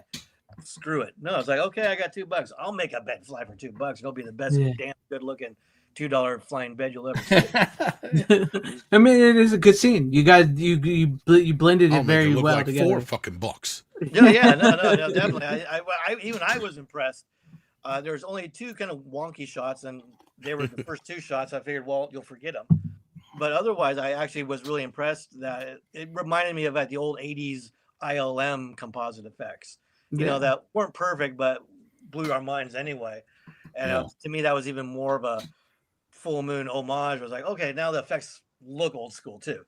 Yeah, I mean, so again, that was one way to play into the challenge. It's like, okay, you know. Well, the thing is with like digital effects now is that I think people are so used to seeing them and that you can do anything with them that I think they're more enthralled with the story, and they'll forgive some wonky effects as long as the story is better. Because like, look at like a lot of the Marvel movies as a great example, right? Because shit, for the last 10 years, the Marvel movies, the CGI has been going downhill. And then people have only been noticing it as the movies have been getting bad. Before that, they didn't care. Yeah. Like, not really, you know. I agree. I think, again, it's gone to our level of quality, what we accept. Because Hollywood will churn out so much CGI stuff. Well, we just want to go to a movie. So we're happy to see whatever it is, even if it's crappy CG. We just want to get out there. You know, I think that's kind of the problem we're facing now, is there's few filmmakers that want to actually make a good start to finish movie. It's just, again, I think you mentioned, Greg, it's just content. Yeah, it's just content. Get this hour out. It is. Get this out. Let me fulfill this contract. Yeah, and I think that's why a lot of horror directors and filmmakers have turned back to practical effects. Because I always said that was one of the big things that has been missing for me personally for the last 10, 15, 20 years in horror films, with now CGI taking over, is the, oh my God, how did they do that effect is gone. Yeah. I think that's been plaguing movies in general, is Yeah. At the end of the day, I can look at any movie and say that's a computer effect. Impressive Yeah. as it is. I mean, I'm more CGI impressed. blood. Yeah, I This mean, is I'm more horrible. impressed when they take the dolly track out of a shot. You're like, oh wow, I didn't know you could. I didn't know you were doing that with digital effects. I find that impressive, not the dragon you built or the Coliseum and Gladiator or whatever. Yeah. I'm more impressed with the little nuances. Like I could care less if I see another body explode in CGI. That's just it. And Yeah. I think the You problem know, it's is like, everything is these pre-made previs models. I mean, it's like I've seen enough cities destroyed. I've seen enough kaiju's. I don't need right. Superman. And that's why I think Terrifier did as well as it did, right? Is a great example because of how much practical effects that movie had. Oh yeah, those no, movies I think had. It was a definite throwback to practical, giving people what they want, which is just a good slasher type movie. Which I'm not a fan of per se, but if you are, those movies deliver the bang. I think, But as a template, I think they're like, yeah, I gotta say, like, I love horror, but I even Terrifier, I was like, whoa, this is a little much for me. Yeah. But as a film, and using that as sort of a independent film template, it's brilliant for how much money they spent on it, how they pulled it off. It's a good movie, and then it did well financially. So, like any filmmaker, who wants to make a feature, I'm like, look at Terrifier, because it's a perfect film template. And if I always say, like, if you like horror just as much as other genres, do the horror, because it's just gonna be no, but Brooks is right. Audience. It's not just horror that's suffering from it. You're not wrong. It's almost everything across the board. And that's why I think Star Wars and some of those other things have kind of gone back to more practical effects as well, with some of their more latest stuff, like with Grogu, the Baby Yoda character, whatever you want to call him, and some other things. There's no difference. I mean, Greg, you're talking about the CGI blood. It's the worst thing in the world. Yeah. Yeah. I mean, I'm watching the Expendables, and it's like, come on, we can't afford squibs. Yeah. And I get it. They had to do it for a PG-13. Now they can add blood. But at the end of the day, it's like I'm not paying to see a PG-13 film with Stallone and Schwarzenegger killing people. I want squibs, and you don't see that anymore. It is all these wonky, overused CGI shots. It's the same. Like, again, Marvel. I mean, they're doing the typical Disney thing where they're just reusing the previs effects. So Captain Marvel's doing the same flying around blasting shit Iron Man did 2 movies ago. Yeah. And they just don't care. It's a cookie cutter assembly line of filmmaking, which is working for them. Great, more power to you. But there's a reason why they're hiring. I don't mean this in a bad way, but nobody filmmakers. They just want people who can go in there, do what they're told, yell action, and then Kevin Feige or whatever can work his magic behind the scenes. Well, the fact that we're having this conversation is I'm not so sure it is working anymore, Brooks. But yeah, no, I think they're learning it's not. Well, They've as soon as the Infinity thing ended, they were lost, because I think they had that so well planned out that they really didn't know where to go, and then they tried Kang, and that went nowhere, and plus they're using the B-level superheroes that no one knows about. Yeah, or hears about. I don't think there's a good pathway for independent filmmakers to segue into studio projects. Like I don't, not like there used to be. No, like I don't think they're looking at the guy who's been doing it for 20 or 30 years and has some good horror flicks that they're gonna pull up to horror or other genres to pull up to do a massive movie. Yeah. It's like they're mining, like, I don't know, UCLA or NYU bureaucrats or something, and they're just kind of pushing them up the ladder. I don't know. TikTokers and stuff. I mean, like this new movie, The Backrooms, that A24 is doing, it's based off YouTube videos. That's, as you said, that's where they're looking. It's you and I can make this great movie for like $10,000. It looks like $1 million, but Joe Schmo with his iPhone filming his sister watching Skinamarink. There you go. Everyone do that. Which, Skinamarink. More power to you guys who made it. I'm glad for you, but again, that's the biggest catfish movie out there. Yeah. You're just sitting there watching crappy footage, waiting for something to happen. That's how they get you. Yeah. And I think that's where you look at Art the Clown. I think another reason why he's done so well is we haven't had a good horror icon since Freddy, Michael, Jason. there's been that glut of like, who do we go to? Oh, here's Art the Clown, you know. So I think that's helped it a long way too, just in terms of horror. Yeah, I mean, and you do look at the ones like when they did bring in like those independent filmmakers or horror filmmakers into the Marvel world, they didn't last long there. They pretty much did one movie and they were gone, and they went back to what they were doing before. Because like the guy that did Doctor Strange, like he went on to do the Black Phone and other stuff, because he was like, yeah, they're not going to let me do what I want to do anyways. And, you know, so. Well, I always look at Edgar Wright, you know, when he was doing Ant-Man, and when he got off Ant-Man, he summed it up perfectly. I wanted to make a Marvel movie, but Marvel doesn't want to make an Edgar Wright movie. Yeah. And that's where it is. We would all love to do Spider-Man. We would all love to do, you know, I'd love to do Doctor Doom, Fantastic Four, but you're stuck with the Marvel, and you're stuck with Disney and the shareholders. You want to make sure it caters to everybody and hits all these stupid demographics. And it's just like, man, just tell the great story. Make it fun. Yeah. It's a sad state of affairs with movies today. Just they're not as good as they once were. There's nothing to get excited about. I mean, I'd love to be excited about Superman, but it's like, I don't know. Well, and it's funny because James Gunn was the guy that planned most of the Infinity Saga. We find out later on. Yeah. In the whole. Yeah, vast, you know, I think he was a perfect example of like a trauma guy who you think, oh, let's bring him up. He won't give us hassle, and then he actually makes one of the better Marvel movies, Guardians of the Galaxy. And I don't know what happened since. I think he got a little full of himself. Personally, we can have a whole nother show on James Gunn. But, you know, I think that's part of the problem with the DC bit is I think he's gone in there and just kicked out everybody, even if it worked. He said, forget it. It's James Gunn world now. Yeah. Which part of it I understand, because you kind of got to go scorched earth, but at the same time, you're not wrong, because ever since he's done this now, it's been the James Gunn show. Right. I think that's the biggest problem I have is I look at it like comic books. You know, you get someone who does, like Christopher Nolan did 3 Batman movies, similar to like Jim Lee doing Hush, you know, a couple of issues of Batman. Then another guy comes along, you may not like as much or whatever. And then Jim Lee will come back. And that's the way I view it with the movies. You know, someone gets their trilogy, they get their Batman, their Superman. But I think like with James Gunn is, you know, you're still so fresh from the Zack Snyder world, which has their fans and their haters. But, you know, people still think Gal Gadot's Wonder Woman, Henry Cavill is Superman. Now I've got to sit and watch this guy wearing a bad Superman outfit anyway. And now I got to deal with the James Gunn world of bringing in every stupid character he loves, fitting it into this narrative, which is like everyone's going to be wisecrackers, and we got Crypto, the asshole dog now. You know, it's like I just want Superman, you know, fight Zod, Brainiac. Yeah. I mean, well, yeah, but it is like it has become the James Gunn show. I mean, when your advertising is trust James Gunn, the first thing I'm going to do. That's the problem, especially when this kid who's playing Superman is actually pretty charismatic and likable. Yeah. They should be getting him out there more and making it less about James Gunn. But yeah, because I actually have some faith in the film overall.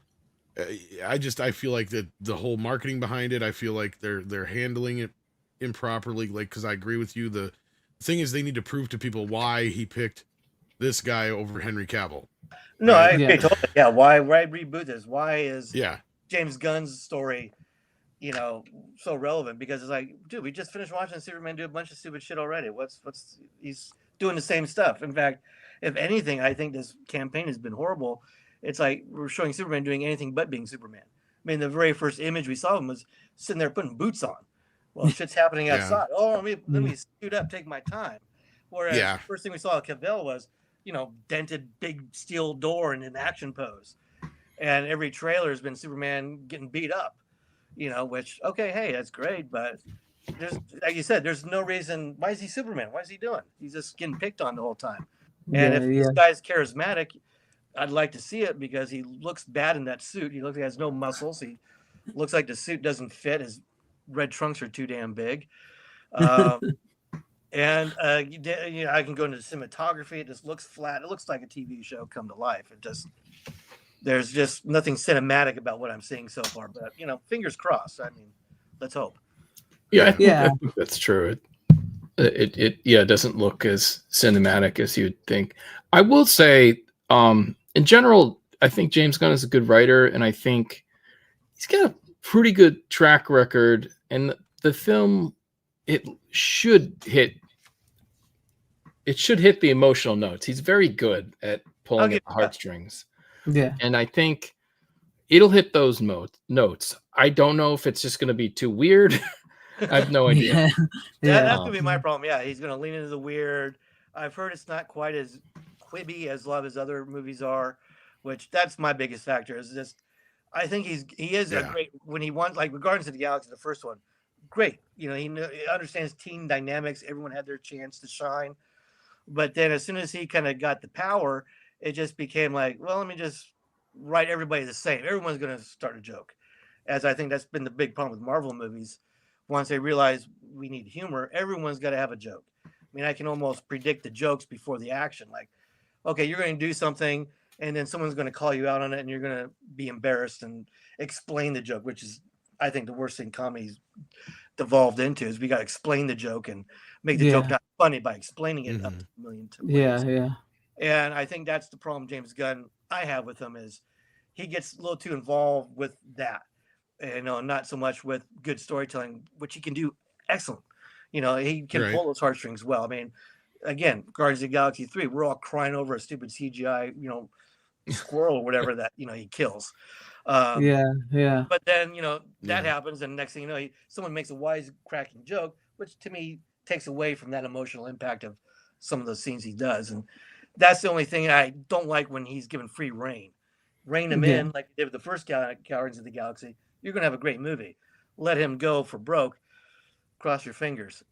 Do you want to bring this up, Tom, about yeah, if you want to, because this is kind of what I was getting at is here's just some stuff with David Cornsweet. Like this is just stuff they should be out there promoting him with. When I was he's younger, just a nerd. I would get Hayden Christensen, which I really liked. Anakin Skywalker, Star Wars. Okay, right. He's kind of a big deal. Okay, if there's one kind of character I could play in a movie in my life, what would it be? A Star Wars character. You want to be more specific and get the points? Oh, a Jedi? Yeah. Jedi is correct. Cool. What would your character's 3 favorite movies be? Good Will Hunting. Yeah. Old Yeller, but he turns the movie off before the end. Star Wars? Books to recommend. The Star Wars X-Wing series. If you Google X-Wing Star Wars Rogue Squadron, there's like 10 books in the series. Gosh, they're good. The Death Star is in range. You may fire when ready. Star Wars fan. I have you now. You're all clear, kid. Now let's blow this thing and go home. But yeah, like it goes on for a bit. But like, yeah, I mean, if they would just be out here selling this guy instead of making it the James Gunn show, I think we'd be having some different conversations. I agree with you because so far I don't know anything about this guy other than he was like Pearl or X or one of those movies. And as you said, he has more charisma talking about Star Wars. They should have put him on the Acolyte show instead of the idiots that had no clue what Star Wars was. Yeah, I mean that is like my biggest problem I've had with the movie so far. Is like I want to know him. It does seem like it's become James Gunn as the star of the movie. So I mean, and I do like James Gunn, I do, but I want to know about this guy because I want to see the movie. Superman's my favorite character. I'm going regardless. I mean, yeah, can make I'm going. Go see it. I'm going. Yeah, but as far as like, do you guys see yourselves ever being able to make big budget movies at one point in time, or hopefully you do? My dream was to like, I had pretty humble dream. My dream was to like, you know, let me direct RoboCop 4 or let me direct the franchise that's like way past its prime, Puppet Master 20 or whichever. I don't know. You got to fight me for that one. Right. Yeah. Give me that, give me Ghoulies 5 or, I don't know. You got to fight harder for that one. that was my dream to do something like that I could have fun with, so. Yeah. I mean, that's a good dream. Yeah. Same here. I mean, my dream was always to, start in low budget, cut my teeth, work my way up, and sure, I'd love to. I still see myself, hopefully, love the idea of one day a studio movie, even if it's lower budget, whatever. But I think going back to, talking about working with this 5-day low budget, challenging creative schedule, I'm almost too afraid I'd get on something like that where it's like I have almost too much time, too much money. You know, I'm Right. so used to like, I have no time, no money. Let's do it right away instead of, wait, I can take a whole week to shoot one scene. That's crazy. You know, I mean, I may be more like, you know, the studio said, you got a week to shoot this scene. I'll be back 2 hours later. Going, I'm done. Now what? You know? Yeah. So Yeah. I'm interested to try for that way, you know, but, you know, hopefully it will still happen. I mean, for me personally, the dreams come true. You know, I've been able to make the movie. Everything else is icing on the cake. And again, I have to realize I'm older.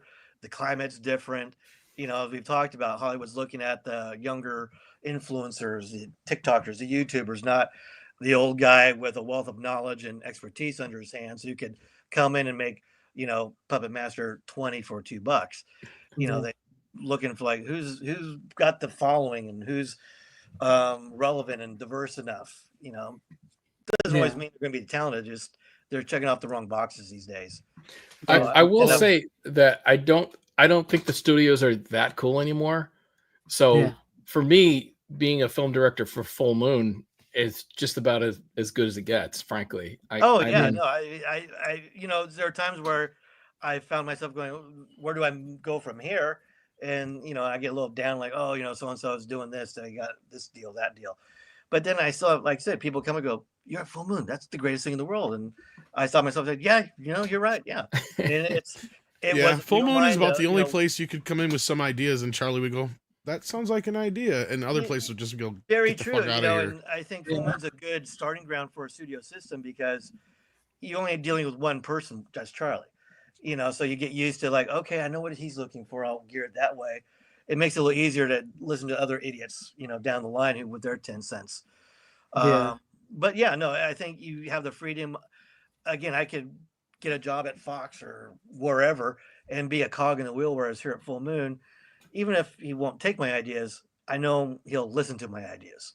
Right. You know, it may go in one ear out the other, but he'll give me that opportunity that time. Or he'll entrust me with something else. Like, we're doing this. I trust you, Brooks. Go away. You know, here's your the problem with budget. that is you're too good at being quick and efficient. Yep. You got to decide what the shot is going to be, know what the shot is going to be, but then sit there for about 2 hours and argue with people about the shot. Then you're a real director. No, that's the final boss level. Is when you can sit there and, you know, otherwise you're going to be stuck in second unit for the rest of your life. Pretty much, yeah. No, yeah. There's this. Yeah, first, second, and third, it's all one unit at Full Moon. But I did get. That was my point, though. At Full Moon, you get a lot more freedom. Yeah. And your quick and efficient actually works in your favor at Full Moon. Is kind of where I was coming from. No, it definitely does. Like I said, I can shoot a scene, do all the shots, and then okay, let's go over here and start blocking this, and okay, but in the meantime, go get inserts.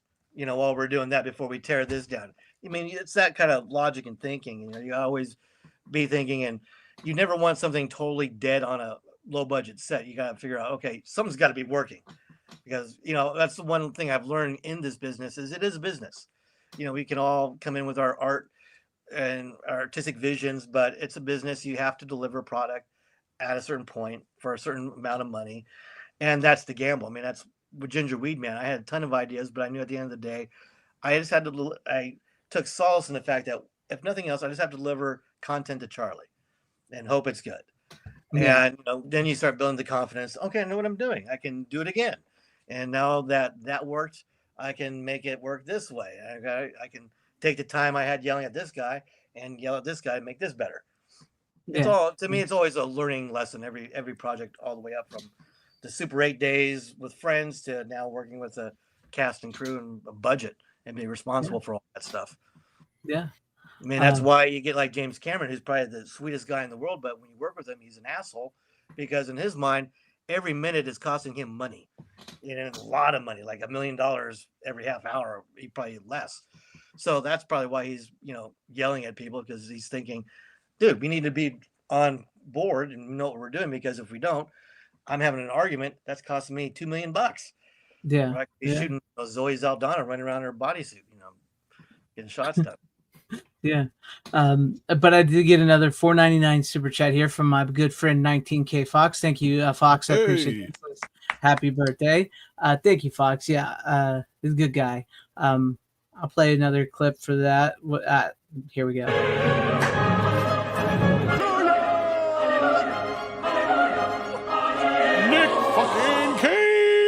I think is what he actually said during the actual filming.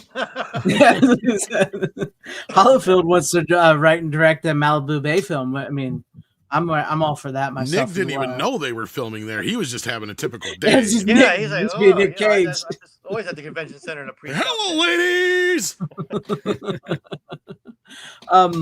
All right. Well, we've talked for a little bit. So, and what we like to do here on the show is actually show off physical media that we watched for the week. So, if if you guys want to talk about these, so me and Tom's going to show off a little bit. Tom, I only got 3 picks here, but I'm going to go ahead and show one first.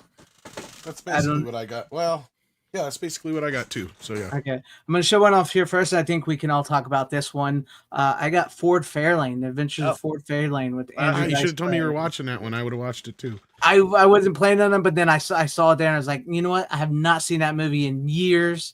I'm checking that out. This is a guy's movie through and through. I love this movie. It is hilarious. I fucked them. Is that the Anchor Bay edition?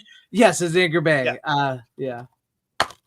No, that was a real. Nice. I mean, I remember seeing that in the theater and just where are you from? I'm from my dad's penis. Yeah, from my dad's penis. You didn't really think we would kill the fucking koala, did you? Yeah, you didn't think we killed the It's koala. got Robert Englund, Ed O'Neill. I mean, it's a real little lost gem. I think just unfortunately with Dice's reputation at the time, and I still think he's a great comedian, great actor. He just kind of got a little too full of himself, and that didn't. I mean, that movie did okay, but I think it didn't do very good from my memory. I mean, it's a great movie. I mean, it's like you said, it does have Ed O'Neill, does have Robert Englund, who's great in the movie. He kills him like 5 times in the movie. Oh yeah, he's like, hello, and he keeps coming back. Then Ed O'Neill doing booty time.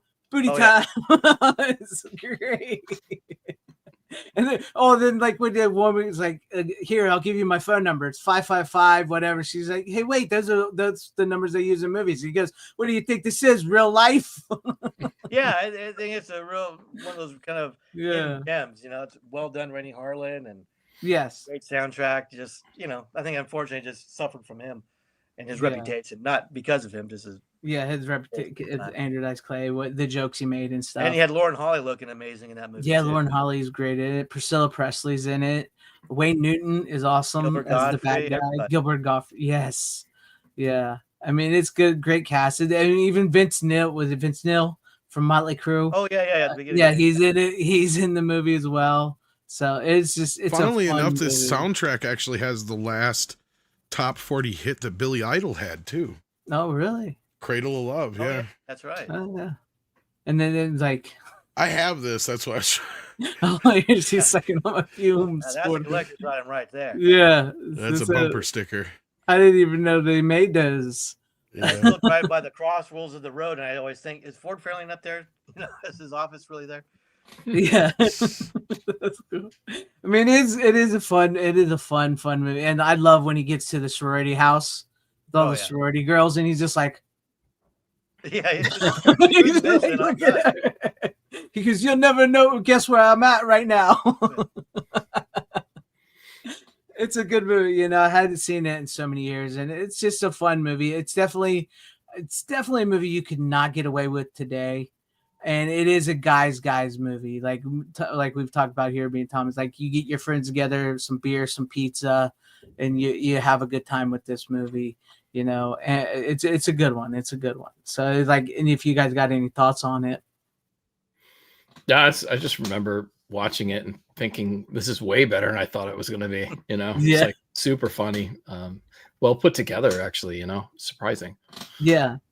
Yeah, no, I mean, for me, I loved Rennie Harlan's direction. It looked great. I mean, it looked like the action movies of the time. They didn't spare, expense with it. I mean, it looks great. So that's what always stuck with me, is so many of these movies are so low budget for these comedians or whatever, and this felt like a legit big budget action movie. Joel Silver and everything. So fond memories. I mean, it's definitely a good guilty pleasure. Very definition of pleasure.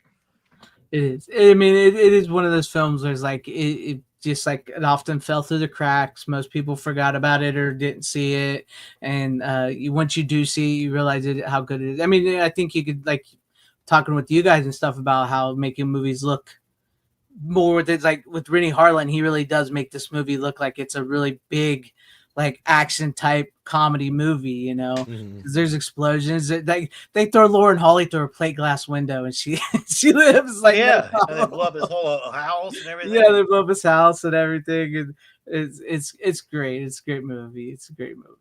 So I hadn't seen it in a long time. I had to watch it, and I would give a thank you to Rick as well, who sent it to me. Because Rick's a great guy. I'm glad to have him as a subscriber because he gives me and Tom some great movies that are out of print. So I'm happy to have that movie. So, but Tom, any thoughts on it? Yeah, this Tom down here. Well, here's the funny thing about this movie is there's a big discrepancy in the budget. And this is what I was trying to remember because I remember that this movie was famously supposedly a huge bomb.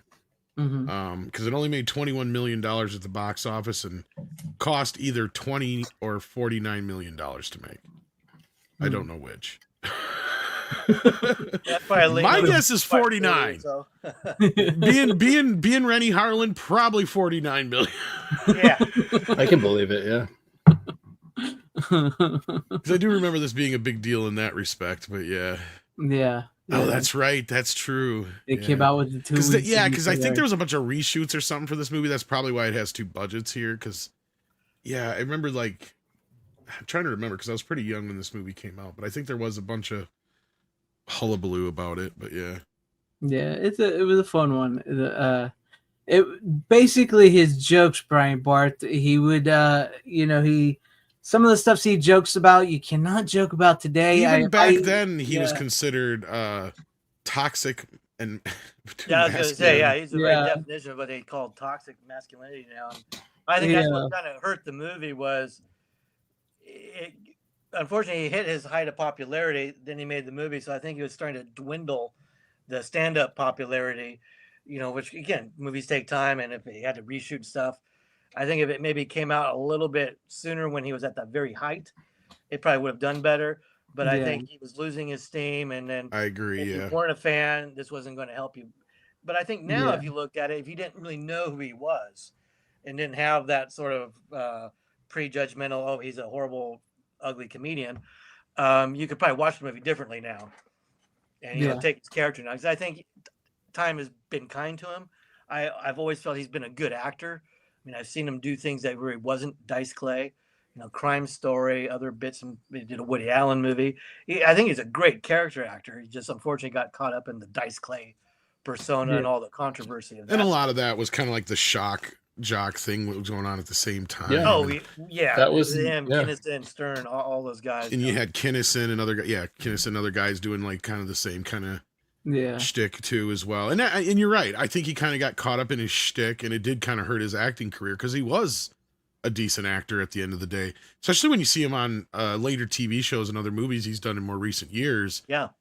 Yeah, I mean, he really shows his range a lot better. Even when he's playing himself in some situations, it's kind of funny. I mean, I think again, time has been kind, and if again, he got sucked into that persona so badly that I think he did just get typecast as your Dice Clay, not a guy playing Dice Clay. I mean, he even had a CBS sitcom for like a season, that was actually really funny and really good. And I think, he just has too much baggage.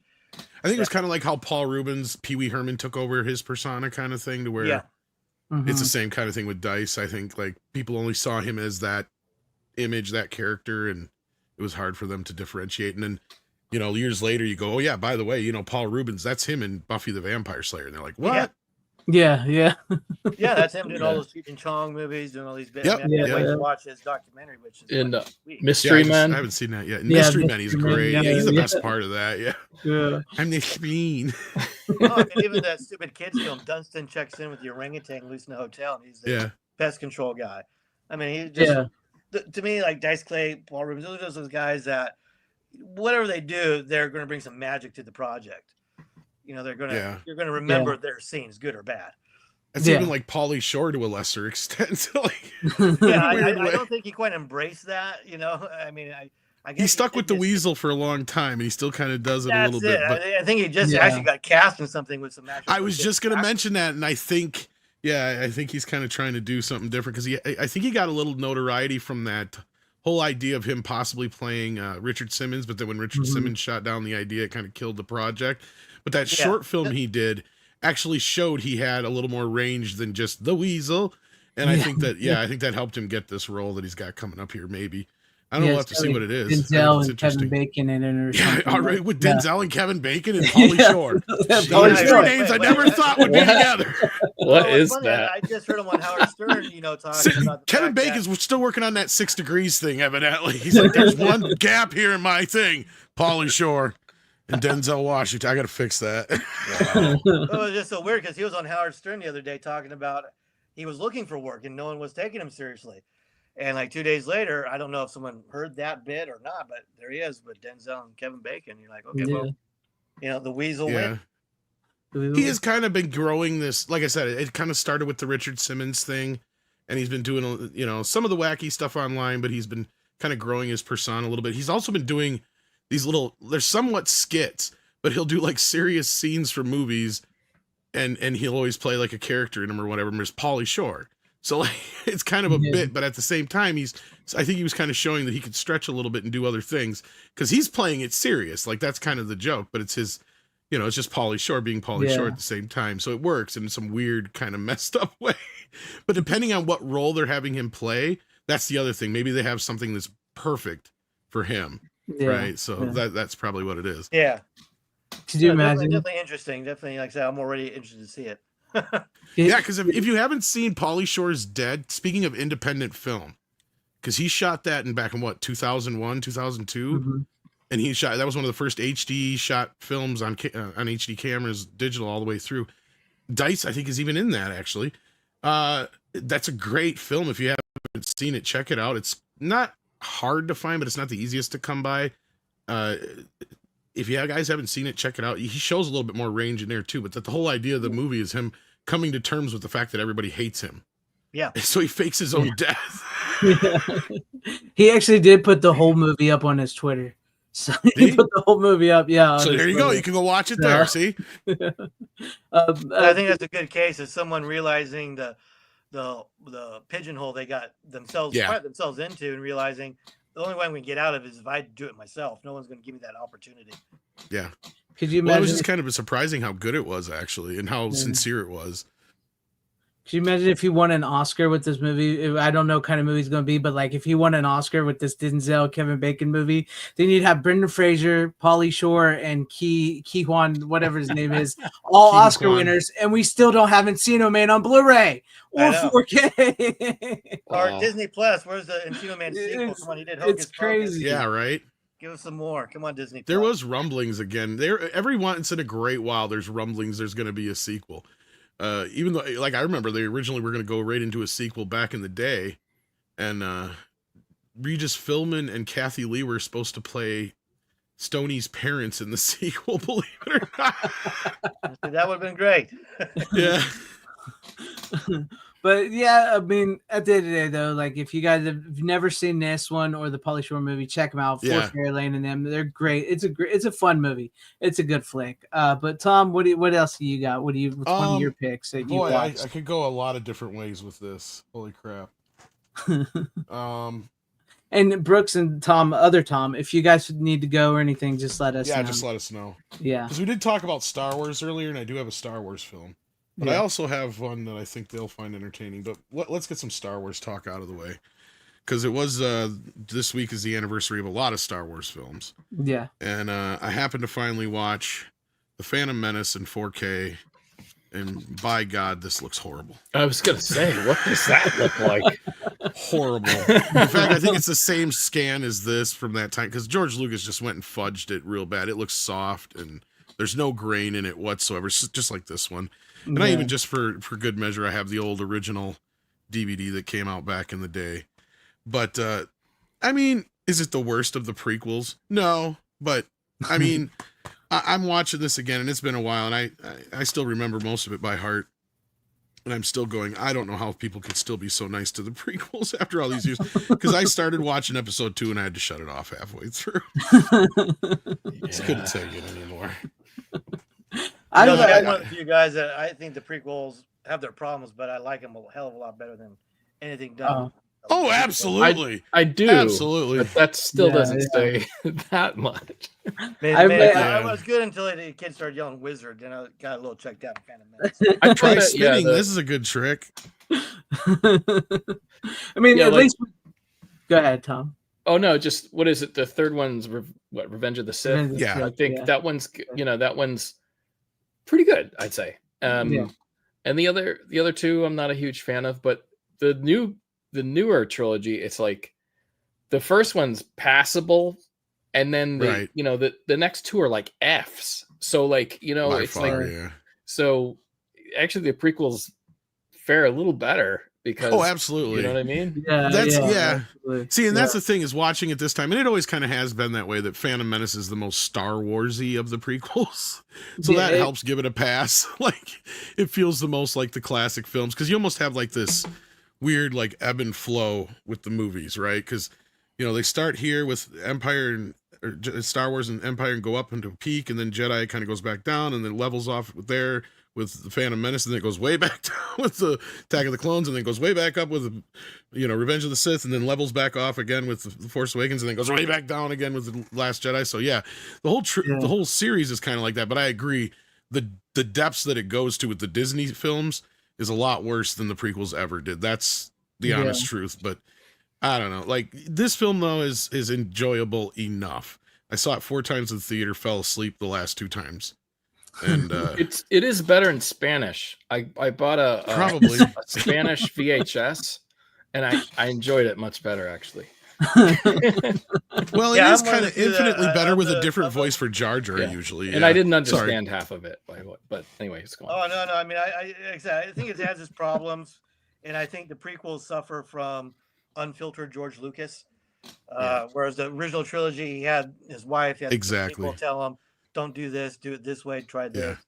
Whereas this time, he just had people that gave him whatever he wanted and didn't push back, and I think that's why you see some of the things. But overall, I think the Phantom Menace is probably my favorite of the prequels.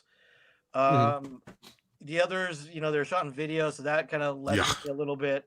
Well, everything's video now, it doesn't matter. But at the time, I was like, George, why? We don't have to be this revolutionary. But I think I mean, I'll be one of the few people that will defend Jar Jar Binks, as annoying as he can be. He didn't have to say "squeeze me." I will admit that he left that bit out. But if we didn't have Jar Jar, we wouldn't have Gollum. We wouldn't have half the characters we have now. Right. I think it's just the voice mainly. Yeah, I think at the end of the day, I remember seeing a documentary before he even made the prequels, which he said people are going to hate the prequels because it's about the government. It's not action. It's not this rise of a mythical character. It's boring political stuff. And he was right. I mean, the opening crawl is, what we're going through now. Tariffs, taxing people and Federation stuff. So I don't think you had the classic Star Wars feel people wanted. So I think that helped the disappointment with it overall. And I think he just wasn't, again, it was unfiltered George Lucas without proper people saying, let's a little bit of this, a little bit, not so much of this. We don't need the talking to 2-headed fucking pod race guy. That was one of the worst parts. If anything, you're right. That's worse than Jar Jar. I will give you that. Yeah, I will definitely give you that. In a cheering crowd, it's like, I get it. Star Wars. They gotta have what De Niro's. Yeah, that guy is just like, oh my god, yeah, shut up, dude. This is not in Star Wars. When he wins, he's doing the whoop whoop whoop whoop. Like, no, I don't need these modern references in Star Wars. No, that's it's a different world. Yeah. Yes. And then I think Attack of the Clones suffered because George can't really write romance. Yeah. And he's forcing it between 2 people. Plus, I think casting Vader as such a kid in the Phantom Menace was a mistake. He should have just had Hayden Christensen, had a older kid. Because I always felt it was weird. Like, why is Padme? I agree. With this little boy, he already looks like she's 20 in the first one, talking to a 5-year-old. Now she's got feelings for him. That was weird. But again, I think George is just very basic. Hey, you love me, I love you. That's all the dialogue I need. Move on. Yeah. But it had Christopher Lee, Count Dooku, so you have to love it for some point. Yeah, that's true. One good thing I will say about this 4K release is that if you missed out on this or don't have this or can't get your hands on this, because there's a documentary on here that's almost worth it having it despite the film. It's called The Beginning, and it's a full feature-length documentary from beginning to end of the making of the film. And you literally get to watch a train wreck happen in real time. It is amazing because you see everything from beginning to end, and in the very end, you watch them watching the movie. And George starts out by joking around. He's like, doesn't matter anyway. You're not watching the visuals and you're not watching the special effects. You're listening to the music. And anyways, and he's like, and then at the end of the movie, you watch him just watching the movie and everybody around him slowly sinking down in their seats going, oh my God, what is going on here? And like, everybody's just going insane. And then George coming out of the thing going, basically, I'm screwed because I don't know what to do now. And then you got Ben Burt, the editor, going, here's the problem, George. You go from the jokes in the ending of the war with Jar Jar Binks in one scene to the Queen in the palace in the next scene to the death of Qui-Gon to in a matter of 2 minutes, right? So you have all these things. It's too much. And he's like, well, I can lessen the impact. Like, and you're watching him just try to talk his way out of this movie's obviously a bad movie. And at this point, it's too late. They can't get out of it. There's nothing they can do. And it's a great documentary watching how it just kind of came together and him just finally realizing I done fucked up. Because the best part is when you get to episode 3, there's smaller documentaries on their featurettes. But in one of them, there's an interview with him where he says, yeah, when I made these movies, I realized when I made the Phantom Menace, I put about 4 or 5 minutes of story in there. And Attack of the Clones, same thing. And then when I got to Revenge of the Sith, I realized I had about 4 or 5 hours of story to tell, and I only had 2 hours to do it in. So he saved it all. Yeah. Maybe you should have spread that out a little bit more, George. So at least to his credit, he had I think that's why the Disney movies failed. At least George had a clue what he was going to do. And it's inventive, right? Yeah. You know, And he showed us new things, and it carried the story along. It wasn't just a rehash of what we'd seen before. Sure, it had echoes and things of that sort. Like he always said, it's rhyme, it's cyclical. And that's where that famous thing comes from, is that documentary I'm talking about. Yeah. It's like poetry. It's like poetry, it rhymes. Yeah. They served the original trilogy pretty well. I mean, you can squabble about the midi-chlorians and all that stuff, but at least they served the trilogy that everyone, for the most part, yeah, for better or worse. But then the sequels are just like just burn the whole house down. So making it up as they went, Yeah, well, Revenge of the Sith, literal, or Rise of Palpatine, literally. That's why I call it that, because Rey is not a Skywalker; she's a Palpatine. So at the end of the day, Palpatine wins. Right? Like, all the stuff everybody's done to sacrifice up to this point has gone out the window. And that it was such they had nothing else to do but, oh shit, we need a bad guy throwing the Emperor, because so Johnson stupid, killed off our trilogy in the second movie. Yeah. We need a bad guy, dig out, the Emperor, which, that was the main reason I wanted to see it. Was cool, the Emperor's back, but then it's like, he never established he had kids, clones, and grandkids. Who cares? Yeah. And then you made Rey one of them? Like, how stupid are you? Rey is already a horrible character to begin with, because she has no arc. Just, feel sorry for me. I'm a poor girl, got ditched in the desert, but I have Jedi powers. And then my ship's all crazy, all without any, Well, the funny thing about that movie is I've said it's the world's most expensive Twitter war between directors. Yeah. Because basically what you had happen was Rian Johnson said he was handed the map of what this movie's the next 2 movies should be from J.J. Abrams, for better or worse, and Rian Johnson goes, I don't like that, fuck that, I'm throwing it out. And he did whatever the hell he wanted to do. And I guarantee you the reason why he made Snoke a nobody and Rey a nobody is because everybody had their theory on who those 2 characters were. Everybody's like, Snoke's got to be Plagueis, or a clone of Plagueis, or something like that. And Rey, she's got to be a Kenobi or a Skywalker or something. But no, he had to make them both a nobody so he could make everybody's Snoke and Rey theory wrong. Yeah. He even had that famous sticker where it said, your Snoke theory is wrong. And I was like, you jerk. And then J.J. Abrams come back, and he's like, okay, so he done fucked everything up. I got to redo everything now. And this is probably where it was going to go anyway, in his idea, because he undoes everything that Rian Johnson just did in the first movie, says about half the stuff he did was stupid and could never work again, and then brings back Palpatine and starts the story fresh in the 3rd film. Yeah. No, I heard it that he basically wrote the first movie, no idea what was going to happen. And just said, he gave him, I guess, a basic outline, but yeah. He said, "You figured out Ryan," and then, like you said, Ryan, to his credit, he made the most autistic, not autistic, but the most director-driven Star Wars film that's his. You can definitely tell it's his, but to his fault, that's the problem with it. I mean, it lost me the second Yoda shows up and says, "Oh yeah, everything you like, no big deal. Don't worry about it. Not important." Yeah. What the theme of that movie was saying, "You like Star Wars? Well, that's nice, but who cares? They're not important." Well, that was bad. Then the bigger insult was having Luke Skywalker not even show up to save his sister. Well, that he literally phoned it. Literally phoned it in. Every possible scenario, you sat there like, why was Luke hiding away? And his answer was bullshit. You know, Mark Hamill was right by saying, I'm stuck doing the movie, but I think what you're doing to my character is horrible. Yeah. Well, I think the movie. Oh, go ahead, Tom. I was going to say of all trilogies and franchises that sort of rely on having continuity from film to film, it's just so odd that Disney would allow Rian Johnson to just kind of do whatever the hell he wanted. It's just so odd, like very odd. Yeah. But then the other thing I was going to say is Abrams is like the king of ruining IP, and I cannot say that if he followed Abrams' roadmap that it would have been any better. No, I know. I agree, but at least there was somewhat of a plan, and we learned that from Simon Pegg and what's her face, Daisy Ridley, because they both said that she was either going to be a Kenobi or a Skywalker, one way or the other. That was kind of the plan. And the funny thing is, you watch The Force Awakens, and when she says, "I have never seen so much green in my entire life," when they come flying in the Falcon, the look that Han gives Chewie is like one of the most guiltiest looks in the world. So at that moment, when I saw that movie, I'm like, he's her kid.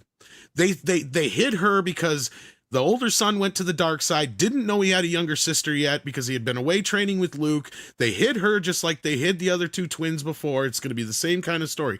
But oh no, Rian Johnson had to fuck that up. Because my guess is that's probably where J.J. Abrams was going. Because you're 100% right. He's not a good filmmaker, but he can copy shit.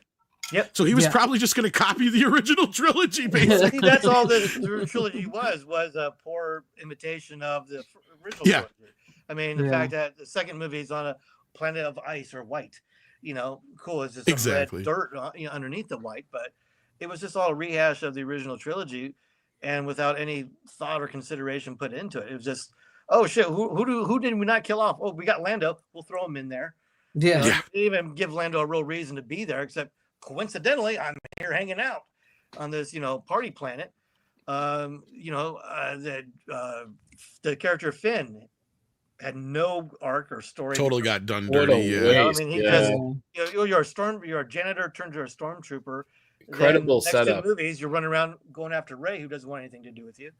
Yeah. Yeah, he could have been a very interesting character, and I'm sure this is probably where you're going too, Tom, because we've never had somebody who was a stormtrooper turn to the rebellion, right? Yeah. So you actually have insight into something we never have before. The ins and outs, answers to questions we've never had growing up, because that was always a confusion with the prequels. Because once the clones were introduced, a lot of people are like, "So are all the stormtroopers clones?" It's like, no. If you go into the in the EU, you can find the answer, but just even from surmising, it's like, no. Obviously, after a while, the clones died off because they even said they only have a half-life of a normal human being, right? Yeah. So only half the life of a normal human being. Plus, at that point, it looked like they were either recruiting or you actually had to sign up to the Empire or whatever it was by the time we get to Luke's time period, right? Because none of those stormtroopers can shoot for shit, and none of them are clearly clones of Boba Fett. They're all like regular Joes. Like, their voiceover, I know, right?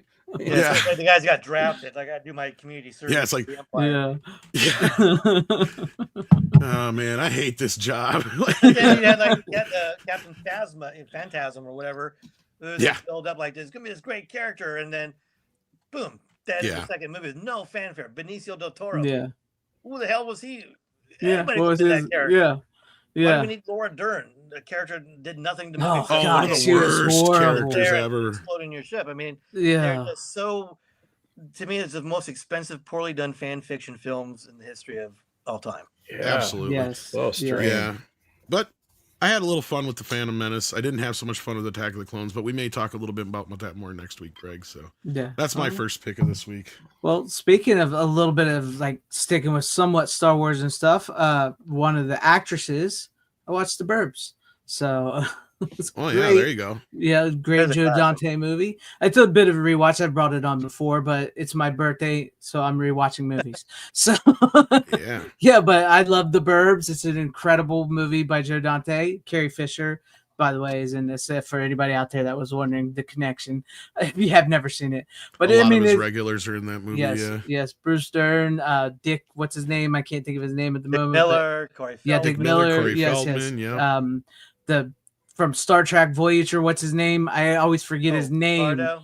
Yeah, Lombardo. Yeah, they're the garbage men. The great scene. You know what they say about people in the cul-de-sac. It's a great scene.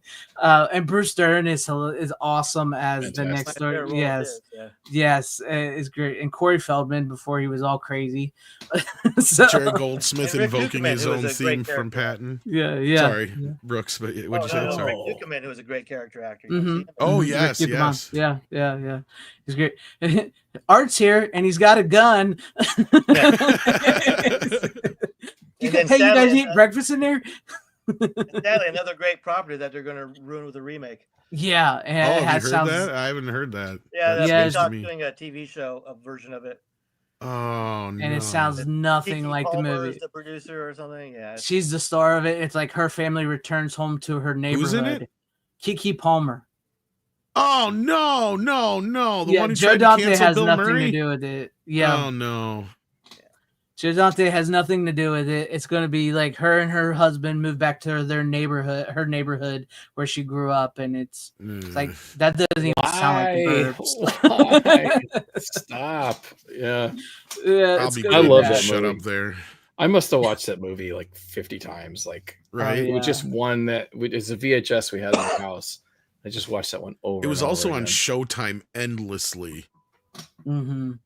It's just I watch it. I typically watch around this time because it's a bit of a Memorial Day movie a little bit because you got Bruce Dern who's the soldier, and they never specifically say what holiday it is, so you could take it as like a Memorial Day weekend or July 4th weekend. Yeah. So because it plays on like they're both sort of the same type of weekend, except 4th of July we do fireworks, which they basically get to with the house burning down. So like you can, yeah. So it can play on either one of those summer holidays, and it's just so fun. And it's like I still Dante was probably trying to be ambiguous because he's like, I can't keep doing movies on holidays. Like, yeah, I'm the holiday director.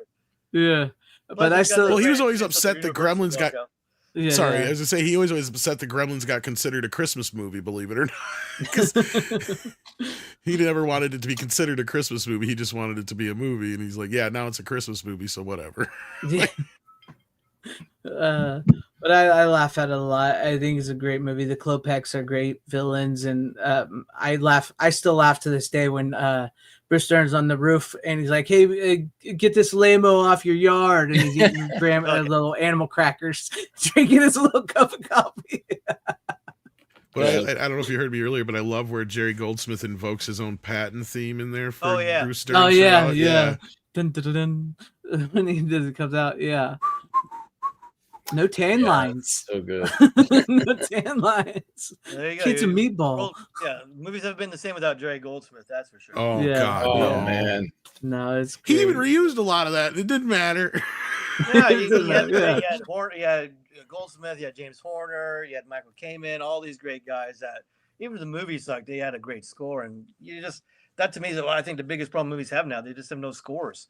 Everything's you're right. Dialed in, phoned in. It's just you're not humming anything. Alan Silvestri is like one of the real guys only still doing anything, but even his stuff is like, what, I can maybe hum the Avengers theme and that's about it, Yeah. I mean, I love Silvestri stuff. I mean, Predator, one of the great soundtracks of all time. Ricochet, real underrated soundtrack. Oh, but, yeah. He just kind of comes in and does his little and then the rest of it is just canned music as far as I'm concerned. Yeah, you're not wrong. Well, even that Avengers theme was established, almost 15 years ago now almost. Yeah. So, yeah. Goldsmith is so he's so good. You can almost you just look up the movies that he's scored, and like you can pretty much just watch that movie and it's probably going to be all right. You know what I mean? Oh yeah. Almost any movie he scored, it's usually all right. pretty You know? solid. Well, John Williams is probably the most iconic, but when you think about it, like Goldsmith has probably had even more iconic themes without you even realizing it. Yeah. When you go back you through don't his realize everything he's filmography. done. Yeah. I mean, even a lot of his stuff that like B movie stuff, everything he does a great sound to it. Yeah. Yeah. It's good stuff. I mean, it's like his Goldsmith soundtrack to The Burbs, the acting, the comedy. It's all great. If you do yourself a favor. He ends up using some of these same cues in Gremlins 2 a couple of years later. So that was my point. Which is his masterpiece. Yes. Yeah. I'm not so sure what he's been up to lately. I think he produces the something. Gremlins animated series. Yeah, I was gonna say he did that, and I know he's running a website, Renfield Productions or something. Yeah, because I just ordered an autograph from him. Trailers from Hell or something too. I think he does. Yeah. I think he's ramping up to work on Gremlins 3. Do you want to know why? Well, because Zach Galligan was at his house the other day. That's true. I saw that. Yeah. And we all know that that's happening because of Beetlejuice. So yeah. Yeah. I mean, I always pointed out that Goonies or Gremlins 3 has been in development hell for the last 35 years. Well, Weapon 5. That might happen too now as soon as Passion of the Christ is done. So yeah. Well, we just hope Danny Glover will still be alive. I saw the two of them at a convention doing photo ops, and yeah, Danny's definitely too old for this shit. Well, that's why they got Chris Rock as a backup. But yeah. He got slapped on the Oscars. He's not a tough guy. He can do some jokes in it though. I wonder if Pesci don't hit me. Yeah, yeah, right. Joe Pesci shows up. That would be amazing. I'm not going to hit you. But you know what Joe Dante says. Somebody said, "Well, it's because kids won't watch black and white." And you know what I say? Fuck them. They can't watch black and white. That's right. That's right. But no, yeah, do your guys self a favor, watch The Burbs if you've never seen it. It's a great movie. How can you not have seen it? Right. This was like a staple in my house. Watch it all the time. I love this movie. It's probably, I guarantee you, it's Dante's second most well-known film after Gremlins. I know it's one of his best sellers. So yeah, I've even heard I think it might sell better than Gremlins, but I don't think so. And one of the better Tom Hanks comedies of the time too. It is, yeah, for sure. And he definitely plays the straight Gump, guy. Yeah. Is that would that be one of his last good comedies? Probably. That was just before Turner and Hooch, I think, or right around the same time. And then he did the Bonfire film and a couple of the other bad comedies. And then Forrest Gump kind of brought him back. Yeah. That's when it really sunk his comedy career.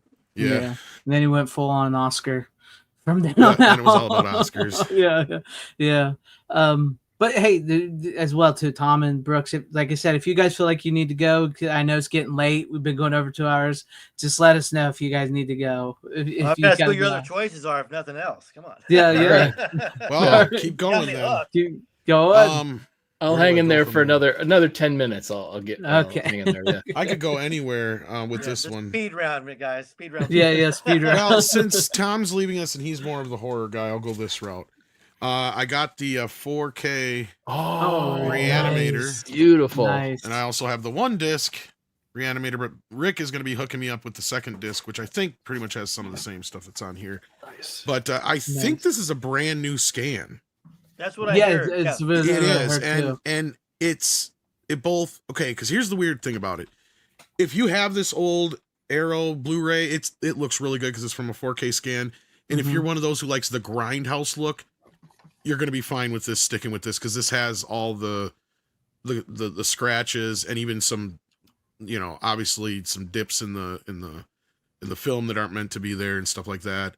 So if you want that version, you can go ahead and hang on to this. And if you have the 2-disc one, that also has the integral cut or whatever it's called. But the 4K on this is stunning because they did go through and clean it up, but they didn't do too much grain management. Has no ghost grain, as I like to call it. Looks amazing. Looks like it's supposed to look. A nice proper 35mm scan. And as I said, there's a nice documentary on here where they actually show them doing the scan. So I'm like, this has to be a newer scan than the old Arrow scan. And you can tell just from the years since they've done that scan, which I think was 2015, so it's been 10 years, how much technology has gotten better in the meantime, and how much better this and brighter and more detail you kind of see in this scan compared to the old Blu-ray, which did look great. It looked amazing. But it's a huge upgrade, probably even a bigger upgrade than like Basket Case was last year or whatever it was. Because that was from the same scan. This shows you the benefit of a brand new scan. And I guess they're also working on the sequels now too. So I just read they're doing Bride. I have this. It's the old Elite. Oh, there you go. It does not. It does not look as good. No, but it's not the point, man. It's not the point. The fact that you have it makes you a good nerd. Case and everything. It's a double. Yeah, nice. And I love the case. Millennium. Yeah, pretty cool. I like it. I like the green. Yeah, it's nice. The green case. I love that. Yeah. And speaking of Full Moon, Charlie Band's connection there, and sure. And how he connects that directly to the Puppet Master films in a way with the serum. Oh, he'll connect anything he can to Re-Animator. Trust me. Oh, that's a great film. Yeah, they had a green fluid in that movie. Yeah, I was gonna say there's a couple other things I think he's tried connecting it to too. Yeah, but no, this got so many extras. I just didn't have the time to go through it. There's tons of documentaries, tons of featurettes, all that business. Yeah, I just ordered it. I've got it coming. Looks I need to order it too, because is this the what Barbara Crampton was talking about, where they found the edited version of the film? I think they had that for the Arrow cut, because I think that's the version that's on here, because that's the funky part is that version is not in 4K. That version is, I think that was what was on Arrow's second disc before, because I think that's what it is, because it looks like the Arrow scan is what was used for that print. So but the weird thing is when you cut from the scenes from the original film to the added stuff, it looks almost like a newer 4K scan. So that's the weirder thing. So I wouldn't be surprised if we don't get a 50th anniversary Re-Animator with the integral cut in 4K at some point. Oh, you will. It'll be 8K. Yeah. Well, I don't know if we'll even get there, but you got a point. You never know. Yeah. It'd be like, you never know. Yeah. Like Demolition Man, where you see it all. Because the weird thing is they have all the deleted scenes separate on the same disc, but they're in lower res. So it's like kind of a weird thing to even have them on there. It's like you already have the movie, but I guess if you want to watch the scenes without the movie, then go for it, I guess. Yeah. But they're in like DVD quality, but like, yeah. It's such a good film. Jeffrey Combs is incredible in that. Cat Dad details later. It's an incredible movie, and I mean, it's just a fun watch. And then Barbara Crampton, talk about. I mean, I can talk about how great she looks naked, but how fearless she was in that movie with the head right in between her legs. I mean, excuse my language, but it took her some balls to do that scene. Well, I gotta ask, have any of you guys ever met like Jeffrey Combs before? Because I met him once, and I've heard that he's kind of a fickle or weird individual to work with, but he seemed like the nicest, down-to-earth guy when I met him. So I'm just curious if you guys ever got a chance to meet him or not. I've met him. We did Fullman. We did like a little interview with him and Barbara. It was about the time the Arrow transfer came out, and he's super nice, but I think you nailed on the head. He's a little finicky. Like Barbara will talk your ear off. You know, I mean, I have known her, and I got to hang out with her when we did the last Church of Chills. We were hanging out for the day together, waiting for our flights. She's a lot of fun, but yeah, Jeffrey can be finicky. You know, I mean, I know like we tried to get him for our Church of Chills event, and he was being very finicky about details and other things. That I'm just like, okay, hey, it's Charlie, it's Barbara, why not? You know, he's very much that way. You know, if you go to a convention, he'll be super nice, but the impression I get is Barbara will be your best friend, whereas Jeffrey's like, well, I'm an actor, and I'd rather be acting on doing some Shakespeare than, you know, signing another damn Re-Animator poster. But okay, I'm here. Thank you guys, but I'm an actor. I get it. I get it. A little too seriously. Yeah. He seems to type a little bit. Rick. Yeah. Speaking of Rick, is the ones that he sent us Ford Fairlane and everything, and I sent in a $10 super chat here. Says happy birthday. Well, thank you, Rick. I appreciate it. It's been a good birthday. I've had fun with this conversation with everybody here tonight, and so it's been a good one. Thank you, Rick. I appreciate that. I'll give you one more clip before I go. Well, before we get to my pick and everything. But how about this? Talk about buttered sausage. Talk about buttered sausage, where it comes from, what it does. Why is it doing what it's doing? Get it out of my face.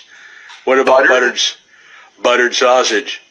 That's not your jam. It's not your thing. You don't like it?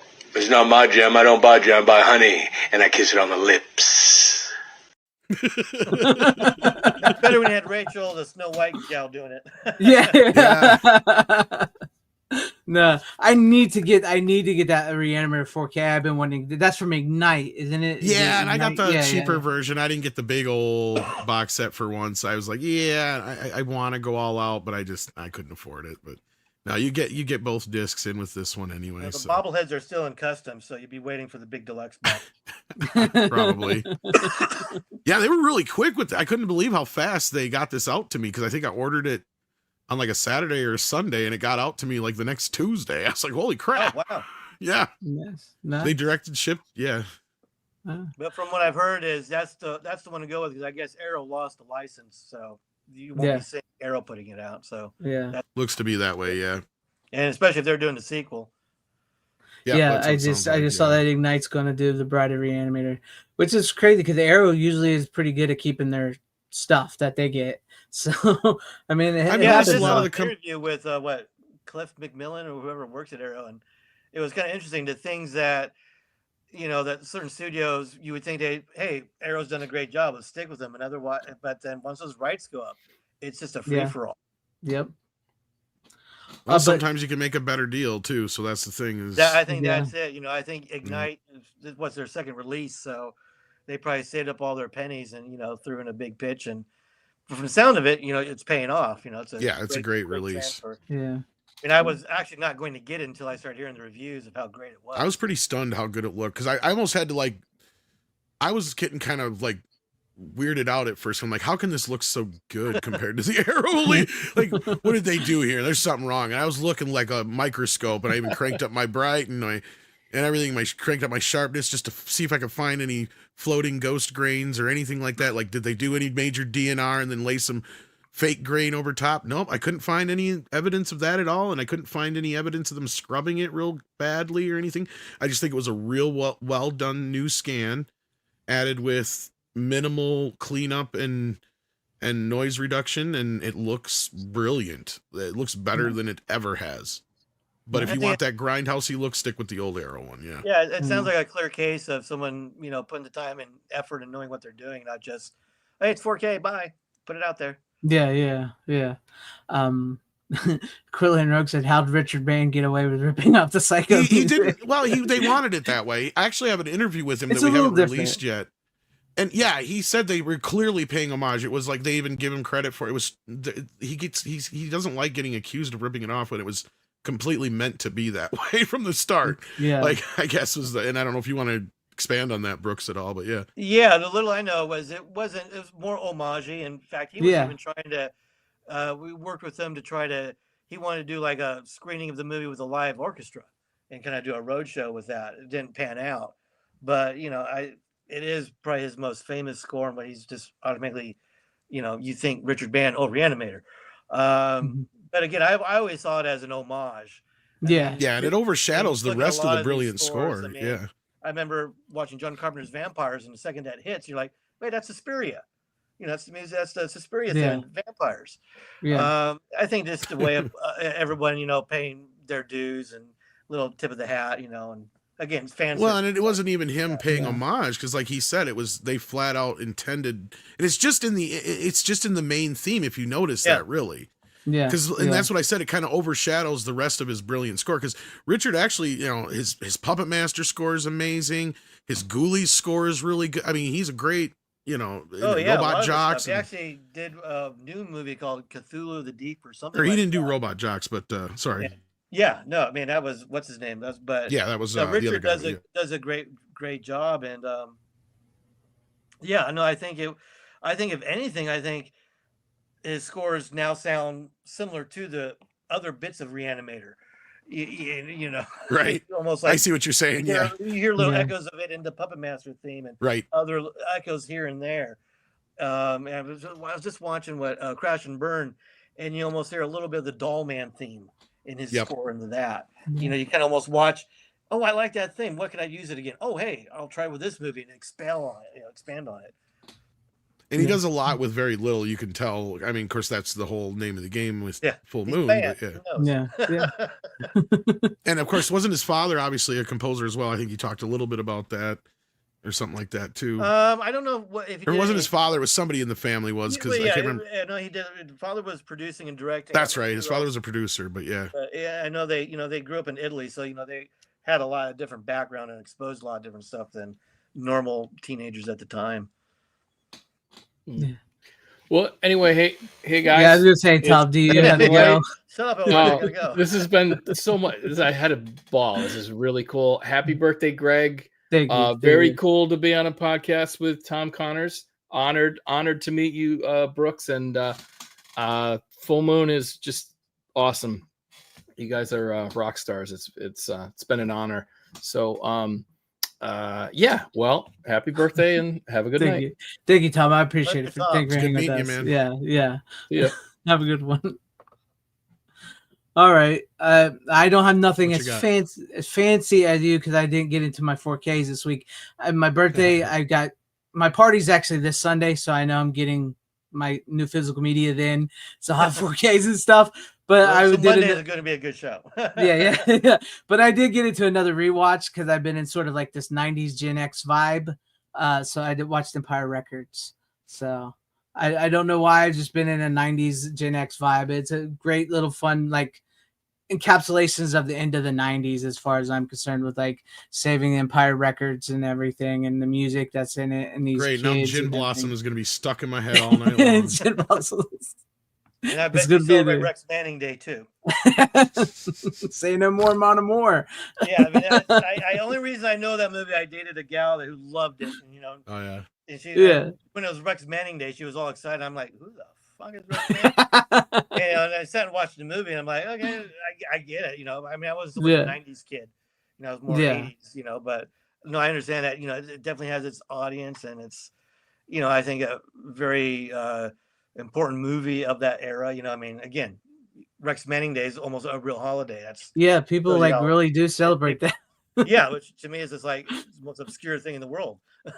I was surprised to find out when I got older, like people actually really still celebrate Rex Manning Day for real. Yeah, Like, you I'm know like, who he is? What? I mean, I like the movie. I think it's a fun movie, but I'd never in a million years would I be like, I like this so much, I need to celebrate Rex Manning every Rex Manning Day. Yeah, to me it would be like, you know, one of these, you know, movies of the 90s, but last thing I would expect is Rex Manning be the big takeaway. I think you'd think of Liv Tyler or somebody.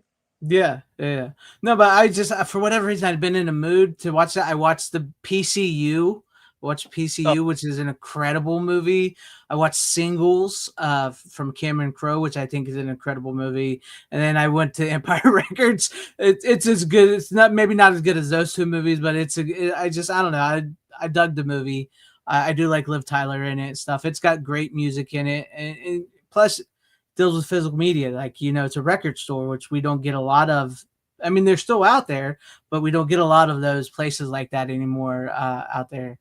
So I was kind of getting into a 90s vibe for whatever this week. So not the greatest movie to cap it off the night with, but What you got, Tom? that's what I had. That was it for me. That was all I brought on. So Tom, if you got something else you want to end it off with, you can show it and we'll end off the show. If he's there, he may be putting his stuff up. No, I'm here. I'm here. Yeah, I got one more movie left. You don't have any more left, or? No, that was it. I only got 3. And Okay. it's been a busy week for me, actually. All right. So. My last one is the funniest film of 1985, and it came out in Tunnel Vision. 1976 or whatever it was, or 75. And it's called Tunnel Vision, and it comes from MVD.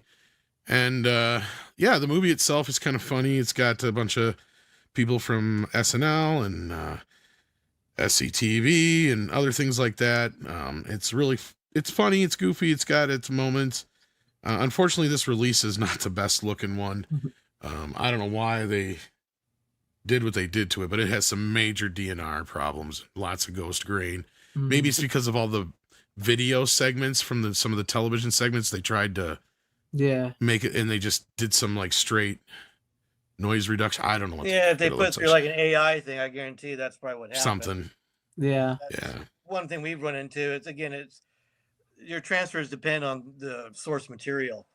And case in point was what we're doing facing with Arcade is we have a standard definition master that we could, do some color correcting and make it look a little better. We could run it through the AI thing, which can improve some bits. But what I've noticed is when you blow up the AI footage, you can start seeing the AI.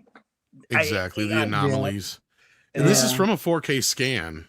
It just looks like dog shit from what they've done to it. Yeah. That's the sad part. Not every movie needs to be 4K. I think some movies excel being, it would have been fine in just lower resolution. Yeah. To me, that's going back to transfers. I think that's one thing that hurt transfers was it was never a pretty looking movie. The film stock itself wasn't like pretty film. So, your 4K is just going to exaggerate some of that ugliness. And I would have to imagine it's probably the same with a tunnel vision where instead of maybe just doing a 2K or just a standard high def remaster, you're like, well, we got to go 4K because everyone's doing 4K. And if you're not paying attention, unfortunately, you'll probably get what you've got as, a subpar release or transfer. Yeah. Well, I'm sure most of the film scenes would have looked fine had they not mucked with it too much. But it's just when they cut to the video segments, and you can tell they did that just so they could soften up those, because obviously they did video to film transfer for the film back in the day. Real old technology back then, archaic. Yeah. It's funny because I just got the MVD Bikini Car Wash Part 1 and 2, and on that they give you the SD version and then they give you the AI upscaled version to watch. So like they give you both scans of the film. So that's kind of weird. Well, do they give you both scans on that? No, they give. Well, the thing is, it comes from film, right? It is a movie, and they probably did scan the negative because it looks like if they didn't have all the manipulation, like I said, all the film scenes would look amazing. But they tried to compensate, I think, for the video segments, because what they did then is they shot them on video and then transferred it to film back then. Yeah, probably just trying to best of both worlds, level it out, because some idiot would be like, this looks great. What happened to this scene? Yeah, they do have the open matte version or the cropped widescreen version if you want to watch either or, but they're from the same exact scan and they have all the same things the same done problems. to it. Yeah. And they're just magnified in the widescreen version. Oh boy. Yeah, what little I know in the actual physical media business, that probably is it. Just they got it, and someone who wasn't doing Re-Animator just like, oh, okay, let me just put this through the usual mumbo jumbo. I think that's what happened. Yeah. Just run it through. And it may not even be MVD. It may be whoever they got it from. And this is what I have. And I'm curious, Brooks, if maybe you have an answer to this. Because I think a lot of the reasons some of these companies are doing a lot of this major grain management and scrubbing of is because I think they're doing it for the streaming version and they don't give a shit about the home media version. And a lot of these boutique companies and even the ones that the studios are putting out, they're just putting out those versions. And I think you're right to a degree. I notice if there is a good grainy print on streaming, it looks like crap because you get all that mosquito noise because it's trying to keep up with it. Yeah. That's it. I think it's just a real weird compensation between grain and noise. Again, you go back to our transfer. Our colorist, that was his big thing. He's like, oh, I could bring out the colors bright, but it's going to show so much grain. It's going to be so noisy. And how do we combat that? So I think that's just it, is at the end of the day, physical media will survive through boutique labels. I think in short order, we're going to start seeing the studios abandon physical media. I hate to say it, but it's just the way of the law, way of the land. Disney's already all but abandoned. I mean, Sony's putting out all their discs now. They just care about Hulu and Disney Plus. Paramount, they're no longer making standalone Blu-rays. It's just DVDs or 4Ks with a Blu-ray. So it's inevitable. It's a matter of time. It's a dollar. I've been hearing for a while. So, it's going to basically be like the vinyl industry in a couple of years, pretty much. I think, thankfully, Shout, Vinegar, Severin, you can say they have their problems. At least they're getting hold of big studio pictures now. I know Shout and Arrow just got deals with Sony, Warner's, and some other big names, and that is just going to be the way we're going to see these movies come out. I mean, thank God for Vinegar Syndrome. We got the Keep finally, you know, Yeah. and 4K in a great transfer. You know, they're putting out Drop Zone. My God, who would even? I'm happy that was on Blu-ray, let alone a 4K. Yeah. So I think you are going to see a lot of these movies get put out because they want to put stuff out, but yeah, they're just collecting stuff that they can sell to streaming. I mean, MVD releases our stuff, puts our stuff out on a mass market. Right. So they're trying to establish themselves in a market that's already starting to go away, unfortunately, when they just started revving up. You know, and they did some good stuff. They got Swamp Thing. They got the 4K Ghoulies. They got a Ghoulies 2 coming out soon. And they do pretty good work. But Actually, I think Ghoulies 2 already came out, but yeah. Yeah. Again, I think at the end of the day, it's just people are just wanting content for content's sake, whether it's streaming or even physical. You know, they just want to be able to release stuff. And there's too many people that don't care enough that they can just run it through the AI machine and they think, oh my God, we're state of the art. It's AI. But there's no real quality check. There's no real, I mean, it's not going to be the same as, again, a camera negative transfer or a straight from the source transfer. I mean, I can tell Warner you, Brothers is bad at that. Yeah. Yeah, I mean, and Universal. I mean, even with Arcade, our colorist ran Arcade through an AI thing. Some stuff looks great, other stuff looks like crap. And we're kind of in a fight with Charlie to say, okay, let's not just go to AI because it's the fad, it's the thing to do. Yeah. It's unproven, and unless you've got the money, again, it all comes down to money. If you got the money to invest in super duper AI and whatever, great. Otherwise, you know, everyone can do AI on their phone. And that's well, you can tell them coming from the fans, we'd rather have the crappy scan that doesn't look so pristine than the AI crap. Yeah, I mean, there's Rick with I'm sure you're talking about Subspecies 4. Yeah. History with that is we can't find the source material on it. We don't even know if it was shot on video or film. Because that comes from one of those funky periods. Yeah. And I have physically looked in our storage spaces for any kind of Subspecies 4 master. Excuse me. Now, I think with that, particularly with our SD transfers, I think we do a disservice by up-resing them to HD. I agree. A case in point with Arcade, I did a very simple color correction on the SD master of Arcade, just playing with the contrast levels, and it makes a night and day difference. I would have been very confident releasing a remastered SD version of Arcade with a new color correction pass on DVD only or even standard def Blu-ray. I think it would look a lot better. I think you look at our Subspecies 4 transfer and another movie we did, Auditions. That's part of the Legacy box set. And those, especially Auditions, the masters were just atrocious in the respect they're just old. There's nothing new. But in order to try to make them look pretty, you make them look even uglier. It's probably what happened with your Tunnel Vision master. Was, you know, someone trying to compensate, and it's just not going to work, you know. And when you say standard definition, that's almost like, oh my God, you can't put that out anymore. You know, no one's going to watch standard definition. And I disagree with that. I mean, if I just got Wag the Dog on DVD, it looks horrible. But I want to watch Wag the Dog. I think it's a relevant movie, especially what's going on these days. It's got some great performances, and I can get past the standard def look. But I think so many people will think it's not going to sell if it's not 4K or if it's not from a 4K master or a 2K. I mean, even 2K might be a bad word. I mean, to this day, I'm floored when you brought up the Phantom Menace.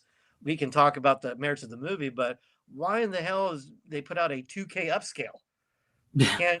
It's George Lucas. You can't go in and, you know, I get effects and all, but those should be true 4K. Yeah, which is sad because you're right. Like that Star Wars trilogy, which he had done at the time, is this big state of the art thing. Now looks worse than the original trilogy. Yeah. Yeah. And of course, I'm talking about the original version, because if you go back to his version now, which is crap because he's cleaned it all up and it's looks worse than it ever has before because it has zero grain. It's just chock full of CGI effects now and all that. You know, it's just Yeah, I can't stand that crap. Yeah, it's the unfiltered Lucas who, I get you wanted to open up Mos Eisley. I get it, but why does there have to be 10 million things happening on every street corner? Yeah, And put our attention to it. And Ewoks don't need to blink. Yeah, and but to me the biggest thing was the Jabba the Hutt scene. It never needed to be in the movie, period. No, it's Because unnecessary. at the end of the day, it's word for word his exchange with Rito in the bar. It's just derivative. And to me it was just, well, now I can make Jabba CG and I can take out this fat guy. Well, you just didn't need the period. And now we've had that scene redone 5 different times and Jabba still looks weird. Yeah. You know, you can tell me, well, it's young Jabba, he's not as big. No, it's just weird. And he still hasn't cartoon reinstated Jabba. all the Biggs footage either. Like that's still halfway hanging out there. Like people still don't quite get that whole thing unless you've seen all the deleted scenes either. Yeah, exactly. It's like, why didn't you just fix that instead of? Who cares about the Jabba scene? But you just wanted to show off your toys. Well, that or just, you know, that's why we have a deleted footage scene on our DVDs and our Blu-rays, so I can enjoy the scene. And truthfully, the majority of director's cuts suck. You're not wrong. We've had this conversation. Yeah. Evidently somewhere someone said don't do that, and they made the right call. You know, sometimes a director has to. They have to believe their own bullshit, but they have to understand their bullshit will stink at some point. Yeah, and they have to surround themselves with people who they will trust to say, okay, you're starting to get into stinky bullshit, Brooks, or you know, whatever. And again, we talked about earlier. That's what he had with Star Wars. His wife told him, your Death Star scene sucks because you got ships flying everywhere. So why not have a countdown? Okay, we edit it to this countdown of Yavin. Now it works. You know, I guess there's a lot of really hokey humor with C-3PO that got taken out or reshuffled. And so by the time he got to do the new versions of especially Star Wars New Hope, again, you're dealing with unfiltered Lucas who was just like, oh, I got every toy, I can do everything I want. Yep. And it was just like, no, it's you were fine here. I mean, I don't mind the rings around the explosions, but nobody cares. Yeah. It's not a big deal. You know, who cares? I don't need to see again. The Mos Eisley scene that really bugs me is when they get stopped by the stormtroopers and they're talking, and you got to have all this shit walking in front of them. In front of the camera, No. exactly. No. It's just, talk to these guys. I'm focused on them. I don't care about the, you know, we get it. Wombat in the background, or the foreground, or why this Jawa is swinging around everywhere. Yeah. No, we 100% agree. And trying to get Han Solo to step on Jabba's tail because the guy didn't have a tail. You know, just a lot of wonkiness that. Because you can doesn't mean you should. I mean, to me, that's the best line of Jurassic Park is just because you can, you shouldn't. And I wish more Hollywood people would listen to that logic. Yeah, well, George is famous for that kind of stuff. And I mean, I love him. Don't get me wrong. He's a great visionary. He comes up with all sorts of amazing things, but he is a bit of I think he's probably on the spectrum somewhere. And he doesn't quite understand humans. I think that's some of it, you know, that little bit of disconnect. But I think a lot of it is these directors get so enamored with technology that they forget story. I mean, I'm sorry, Lucas is guilty of it. Robert Zemeckis is guilty of it. I mean, his career's gone down the drain. James Cameron, I think, is guilty of it. Yep. You know, I mean, first Avatar, okay, it was great. The second Avatar, I don't remember anything except one shot of was it CG or real when he strap onto one of those stupid animals in the movie, but. Again, he's just so enamored with creating blue fucking aliens. There's no story. I think the only director who hasn't fallen into that trope or trap yet is probably Tarantino. No, really, I'd say Tarantino, Christopher Nolan are probably the well, even he's gotten a little enamored with some of his IMAX. Well, he has, but you know, he's more enamored with I'd true. rather use a real plane to blow up in Tenet than CGI. Fair. That's the only thing is maybe it's like, okay, do we really need to, like with the Odyssey, it's like, I'm sure he was going, can I find a real giant Cyclops somewhere? Is that possible? True. I have to see that one yet. But I think they're the first two that will stick to my mind as far as they want to at least make a real movie for you. And maybe Paul, what was his name? Wes Anderson, not Paul Anderson. Wes Anderson. Yeah, Wes Anderson. I think he's almost in a world of his own. Exactly. Yeah, he's kind of like Tarantino, to where he's just making movies. He's gotten so eccentric. You know, I mean, he's one of the few filmmakers You just look at one frame. Don't tell me anything about it. I'll tell you that's a Wes Anderson movie. Period. Exactly. Yeah. Yep, Yeah. I agree.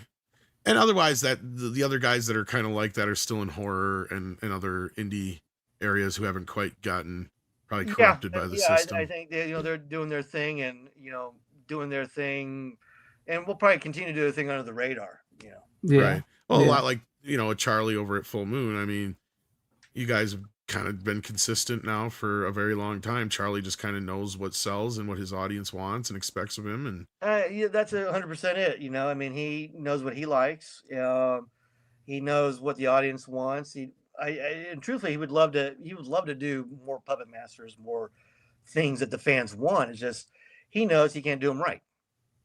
And so with the budgets we have, it's like, okay, well, you're going to get this instead of the closest we got was Subspecies 5, which was an anomaly. I think he got extra help overseas with that, but otherwise, if he didn't shoot that in Serbia or wherever with castles and stuff, no one's going to want to see Subspecies shot at a LA warehouse. Yeah. Like look at what they did with Hellraiser movies and shit, where, it's like, well, we get Doug Bradley for a day and then otherwise we got idiots running around some shitty location. And then finally we can't even get Doug Bradley. So let's get a Doug Bradley wannabe to be Pinhead and stick him in someone's patio. I mean, it looked like it was shot in someone's backyard. It was that atrocious. So, it is a weird thing is, you have to understand what your people want. And I think Full Moon has survived because we've given people what they want. And our movies have always been a little different. I think we've talked about it, Greg, is, a lot of people have come and gone in the low budget world, horror wise, whatever. But a Charlie Band movie is always going to be a little different than your otherwise normal horror movie. There's always that little bit of whimsy, fantasy element to it. That it's not really a hardcore movie. So like what I'm working on now will be a very hardcore movie, not what Full Moon's like or has done before. And even when Charlie said, "Oh, this will be more hardcore," it usually is not. No offense. It may have a little bit more blood, extra boob or two, but it's more hardcore for Full Moon, though. Yeah, it's like when Terrifier came out, it's like we got to do something like Terrifier, and then we got Murderbots or whatever from Warnarski. Yeah, because originally he wanted Warnarski to do Chopping Mall, remake it, and he's like, "Well, I don't have the rights, Charlie. I can't do anything with it." So, well, we got the name Murderbot, which was the original title. So let's just do something different. And no offense, Jim Wynorski's a fun guy, but he's not someone who you would entrust to make something relevant today. Yeah. He's going to make a Jim Wynorski movie, which is going to be his staple of broads with their boobs. God bless them all. I love them all. But you've seen what he's done for a Full Moon. He hasn't changed since the 80s or 90s. God bless him. Yeah. I mean, yeah. I did get to meet August Kiss from there, so I mean, but you're right. You're right. That most needless shower scene in all cinema history is in Murderbot. Yeah, August is. I mean, I've only met her a few times, but she's able and willing. And here, take a little piece of light and rub your body for 20 minutes because I need a shower. Just standing there naked. It makes no sense, but God bless it. But it didn't going make back, no that's sense. that was like, okay, we're going to be edgy and different. We're going to get Jim Wynorski do Murderbots, and next thing you know, we got, I hate to say it, one of our stupidest Full Moon movies. But I personally did enjoy Amy, his Charles step in the right direction. Yeah, and Quadrant. And I really enjoyed the vampire Death Streamer. Yeah, Death Streamer was really good.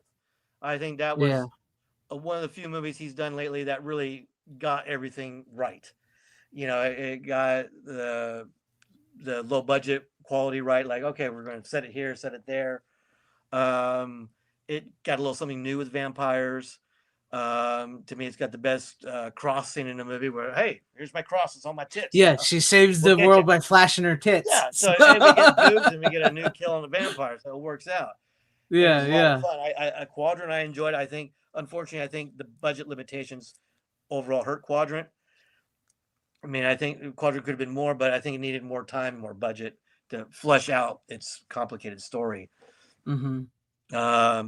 But otherwise, I think, I forgot the point of everything was, but it's just, you got to try to stay with what the audience wants, what the climate wants, and that's why I think Terrifier was such a success.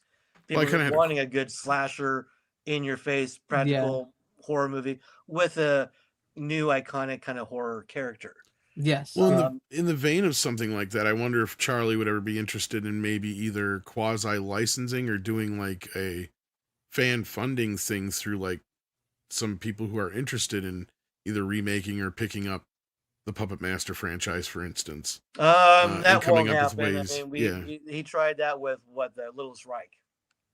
Yeah. And the Castle Freak, those remakes. And yeah, those just were atrocious, in my opinion. Yeah. I don't think he was happy with them. I can. Well, those are have a whole obvious. nother The show the about- Puppet Master one was clearly a cash grab, but yeah. Yeah, well, you know, I've heard all sorts of interesting stories. Like, I've talked to Tom Lennon, who was the star of that, and that they shot a completely different movie. There was a completely different movie, and then You could tell. We've the talked about it. producers Yeah. came in, and what was another weird thing was like anything with the puppets moving, they took out. You know, there's this weird thing of we want practical effects. We want practical effects. Look at the Thing remake. You know, we'll give you practical effects. Then the studio's like, oh no, we got to have computer effects. These practical effects, we don't know what to do with them. Kids today will call it silly. Now, if it's done right, you know, people still watch the original Thing and be like, oh shit, you know, what the hell happened there? Yeah. And then you look at the Terrifier movies, and yeah, the effects are good, but the filmmaking isn't the best. You know, I mean, he lingers on these dummy heads too long. No Terrifier movie should be more than 90 minutes, let alone 2.5 hours. Oh, I've said that, And then figure out, and again, there's I feel like another franchise where they're making it up as they go. Because they're like, oh, we got lucky, we got to make another movie. I have no idea what to do. So I'll have a head pop out of a girl's vagina at the laundromat. You know, it makes no sense, but it's cool. No, it's not. Stupid. You know, it's just, for me, you know, if you like it, other people like it, more power to you. Terrify your way, weekend all up. But to me, it's not good film. It's amateur filmmaking. And to me, I can confidently say that because Paramount called Damien Leone in to meet with him. And I'm sure it was to work on a Scream sequel. I'm sure of it. But you don't see him doing it. He's back to doing Terrifier movies because I think they realized, yeah, you hit this great code of success for your movie, but you're not a good filmmaker. And I think that's the problem I have with the Terrifier movies. They're just not good films. The first one's about the best one, in my opinion. The second one's okay, and then the third one just overstays its welcome. I think it's like the Human Centipede. The first one was a lot of fun, and I got it. Then by the second one, again, you're in on the joke. You're in on the gag. And so it's just like, it doesn't work anymore. It's just, I don't care how many people you stick ass to mouth. It's just, if you don't have Peter Laser, you don't have this certain element, it's not going to work. You mean, the first Terrifier, was just, you didn't know what was going on. Girls saw it in half. Oh my God, great. Now you got other dimensions and portals and, you know. The funny thing is, though, sword. I feel like with like something like Puppet Master, though, it's like, and the reason I brought that up is because take out like a company like RLJ or whatever it was, I think that did that Puppet Master remake with a bunch of other investors or whatever it was. So like I said, it felt like an obvious cash grab, and you could tell, like Thomas Lennon said, they made a completely different movie and then gave us something completely different, because we've talked about it a couple times on here, because it's like, it's sad, because I said it does feel like there is a different, better film in here somewheres, and it just got lost along the way. Yeah, it has to be. I mean, because with the way computers are and everything like that, it would be so easy now to do so many of the things that they used to do back then and still do it for cheap. Or there's people that I know how to do it for cheap, like for instance, compared to doing it, you know, in Hollywood and stuff. And that's where I think I'm kind of surprised Charlie hasn't kind of embraced the fan community a little bit more, and maybe done a little bit more of that kind of stuff. I mean, we've done Indiegogo campaigns, you know, for some of our movies. We did that. We tried that with Prime Evils, and it failed. And we thought Prime Evils would be a huge kind of Indiegogo campaign to finish it off, because we have our fans, but we have stop motion fans. You know, Guillermo del Toro. Forget the guy from Phil Tippett. You know, we'd figure, hey, these guys know Dave Allen. They they love stop motion. They'd get behind it. Nothing. And so I think in his essence, again, it's like, we tried it. It didn't work. Why will it work now? Again, something like Puppet Master, different entity all to itself. I think there's a lot of opportunities to, A, bring it back to a modern setting. I think people are tired of the Nazis and the 40s and all that bullshit. Mainly because it's a low budget. We can't keep creating time periods. But I think there's enough people that have done the homework to teach themselves how to do stop motion or shoot puppetry that would love to do it, and for no money. It's just a matter of convincing people to do it, and Right. that it is okay to do it, and okay to kind of. And I guess the main thing with Charlie is sometimes he doesn't want to let go of the property. Oh, I get it. Financially or otherwise. Yeah. I mean, they're like Puppet Master. Again, pretty much did nothing except let's make a movie with puppets, and here's a script, cool. Now it's Charles Band's Puppet Master. Charles Band. Gotcha. This. Yeah, and I figured that's why I said something where like you'd have to work in something where he get like some kind of rights check or something out of the deal. I think that's where the thing is missing. Like 99% of the profits. Yeah, or something like that. Yeah, because that's the thing is like I can see where he's coming from, but what he's not doing is connecting with a community. Because what we have here in the community, at least where I come from, when you have like a bunch of channels with enough followers, like certain like comic books and things have done very, very well. Yeah. Even like $1 million campaigns and stuff like that. So like, the point is like, I think there's a way it can be done. He just needs to be able to be accepting to plug into the community. 100%. And maybe it's time and ready to get ready for like Puppet Master, the next generation in a weird way. Like somebody other take over. And there's other people that, like you said, know how to do this stuff. And they're more than willing to show that they can do this stuff, and they'll do it for cheap or free. Yeah, no, I mean, they just want to be able to get their name on there to show like I've done this, and then that'll get their. That was always our thing. Like even doing Ginger Weedman was okay. This, for lack of a better word, Ginger Weedman was really the first band movie that the puppet was the sole focus star. All the other movies, they're little supporting characters. You could get around them. Ghoulies, okay, we got women people, but Ginger Weedman was running the show. So my big thing was like, well, we don't have a puppet. We got this doll similar to that. I've got to move around and bring to life. And it's difficult. And I've seen people who've done stuff with the Puppet Master puppets and have done some pretty cool stuff. Yeah. So I think it's definitely, I agree with you 100%. I think it's time. I think it's what fans would love. I see it as a no-brainer. I think it's just a matter of trying to convince an old school mentality that this is the route to go. Right. And ultimately that this will bring the money you're hoping to see. And again, it comes down to getting the money to make it, because while the Puppet Master movies are low budget, you can definitely see the difference between Puppet Master 1, 2, 3, 4, 5 compared to the Axis trilogy. Oh yeah. I mean, yeah. It's night and day. And we still love them. We want to root for them, but ultimately, I think the biggest thing with a Puppet Master movie is Charlie won't want to do one unless it can be done really correctly. And I think that's one reason why I'm sure you've heard we want to do Furnace Leech Woman.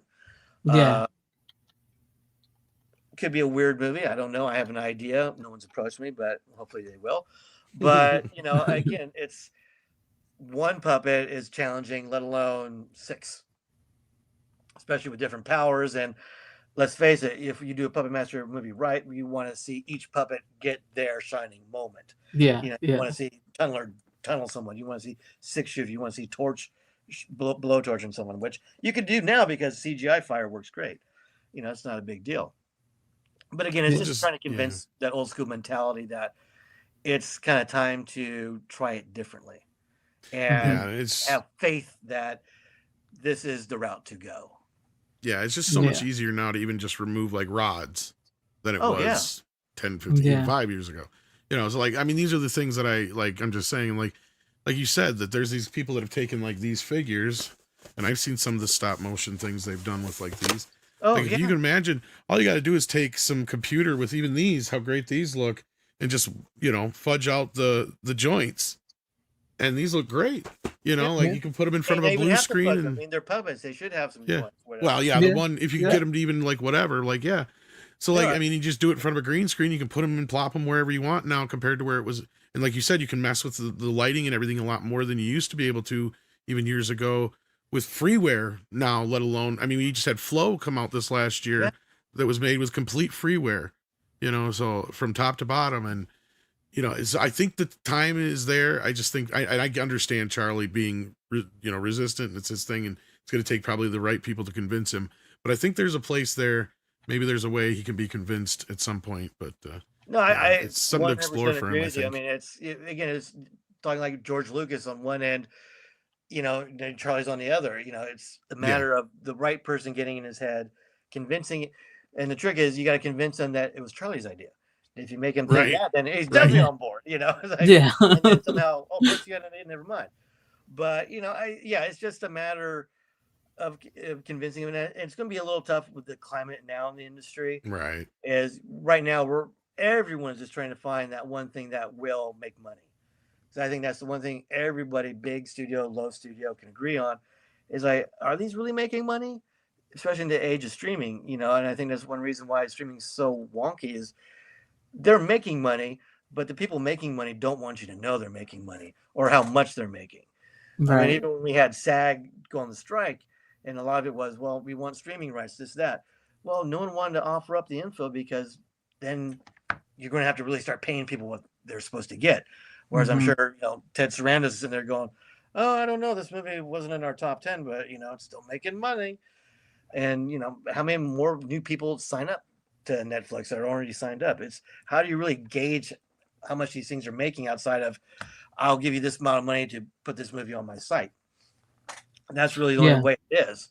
I mean, we can get stuff on Tubi, no sweat. Take, for example, we got a deal with Cutter's Club. Tony Todd movie that. And when we asked, kind of how much it made, we were kind of floored how much it made its first weekend, which wasn't a lot and wasn't really much of anything. We're like, well, how did this happen? It's a Tony Todd movie right before Final Destination. It's on Tubi, whatever. My theory is, it's like, how do you really make money off of it unless you hear money for the deal to release it? You're not paying money to on Tubi. Tubi's making their money off advertising. And if you're paying for a subscription, well, you've already paid. So that money's already there. How does that you justify, that movie made so much money?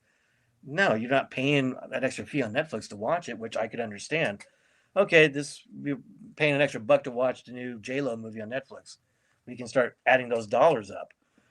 There's no rhyme or reason to streaming world, so it's a Wild West. Yeah. And I think that's just part of, we're all trying to, that's why we're doing these vertical shorts. Those are the only thing that are making money, that are proven to be making money. As I don't know how familiar you are with them, but there's like these little 2-minute soap opera shows, that hit these certain beats. They're huge in Asia, little Asian girls love them, but they're a very distinct storytelling thing, but they're making money. I mean, some of these are making millions of dollars because you have to pay to see them. And if you want to see more episodes, you have to buy more tokens to watch more episodes. So there's a way to figure out how much these things are making, whereas you're not getting that with normal streaming. So if you look, you're starting to see a lot. I mean, I know almost every actor I've worked with from Ginger Weedman on have done a vertical shorts now. You look at the casting calls in LA, it's the majority of these vertical series. That's just what's being proven to make money. And I think once we get out of this weird quagmire of content, we'll get back on the road. It'll be easier to convince people like Charlie, hey, let's put the reins over to someone else. I think right now it's like, as soon as we find something that makes money, that's what we're going to cling on to. Right. And let's just say, okay, vertical shorts make us money. Hopefully they'll make us enough money that we can continue doing vertical shorts, but have enough to say, do another traditional full moon movie. Yeah. Do a Furnace Leech Woman, do a Real Puppet Master, do a, whatever. Hey, another Ginger Weedman with some real budget, whatever it is. Yeah. I think that's hopefully the route we're hoping for. But at the end of the day, it's the industry itself is such a up in the air thing. It's just hard to get anything made. I mean, you're getting Eli Roth and Robert Rodriguez having to have crowdfund movies now. It's not because they're bad directors. I think it's just they're not getting the studios interested in their projects. The studios want Minecraft. I mean, They want, I'm watching the studio, Seth Rogen, and their joke is they're doing the Kool-Aid movie. I guarantee you someone in Hollywood is figuring out how to do a real Kool-Aid movie because it's like, we want these. Yeah. They're doing a whack-a-mole movie. I just read Mattel and whoever. They're doing a movie based on whack-a-mole. Sorry, what the hell? Yeah, exactly. Ridley Scott trying to make a Monopoly movie. Are you nuts? Some things, I'm surprised Minecraft has done as well as it has. Mm-hmm. I guess it found its audience, and that maybe is what studios are going to be definitely looking for. And they're not going to be looking at, hey, look at Sinners, original story, it's made so much money. Okay, that's gone. What's the next IP? Whack-a-mole, Barbie, whatever other dumb doll Mattel has up their ass. Yeah. Then they're going to try and make it hip and relevant. Strawberry Shortcake goes to a gynecologist because she's not a doll anymore. That's what we're dealing with here. And I think until enough movies are made that are good, legit movies that will break this cycle, we're stuck. Yeah. Yeah, you're kind of stuck here. For every Sinners that does well, we're going to get a Minecraft or some more Marvel crap. And that's all they're going to be looking at because there's no sequel to Sinners. Unless you write it and it's going to be directed to video or whatever. They want properties that they can keep mining and making. Yeah. I'm sure Warner Brothers right now going, please, Margot Robbie, give us Barbie 2. Give us Barbie 2. We need Barbie 2. Mm-hmm. Yeah, well, the rumor is even though she's not going to be in it, they're going to at least do it with Ryan Gosling, and it's going to be a Ken movie probably. But yeah, exactly. Yeah. That's which is probably the better route to go anyway. But the only way I would see it would be watch Ryan Gosling. He's hilarious. He's the only good part of that movie. I agree with you because, like you said, because the first movie was okay until that last act, and then it goes completely off the freaking rails, and you're like going, was it really that hard to finish writing this movie? It's pretty simple. Barbie can be anything she wants. That's the whole gimmick. Yeah. But guess what Barbie isn't in Barbie world? A mom. Yeah. Maybe she wants to just try to be a mom. Well, yeah. There's the end of your movie. Yeah. All this hate over Barbie ruining women's lives. I'm like, that's a fucking doll. Yeah. Anything's inspiring because she does so many damn things. Because I like Barbie, I could be anything I want. But no, because Barbie wants to be a woman, I have to hate Barbie. That's like, oh my God, no. Yeah, it was like the movie was working against itself, and then it had to have that stupid ending, which is basically what I said, right? Yeah. But it did it in a way that where you have to go to your daughter, yeah, you'll find out about that in a few years, huh? Yeah, instead of it just being, her going, I just want to be a mom. Well, every little girl knows and understands that. Yeah. Yeah. No, I want my vagina checked out, please. Yeah. Yeah, it was so stupid. And then you have her whole 5-minute speech about women and stuff, and it's just like, yeah, we get it. Well, to me, that's the problem with movies nowadays is they have to be messages. We forgot to just. That's why I love Tom Cruise. He's just like, I'm just making a fun fucking movie where I'm hanging out on a jet plane. He learned his lesson with all that stuff with jumping on the couch and talking shit about Brooke Shields. I think he learned there to just keep his mouth shut and just stick. The second, stick to I love Katie Holmes. Oh shit, I can't say anything anymore. Yeah. And maybe you shouldn't. That's maybe why we love Tom Cruise. I think he learned just movie comes out and he's promoting it, then he goes away, and you wait to see what else he does. And obviously we can show a bunch of shows about why Disney's tanking because. I make a living off that, man. They have so to trust me. Check off all these boxes. It's like, let's remake this. Okay, we have to make her black, her lesbian, this, that.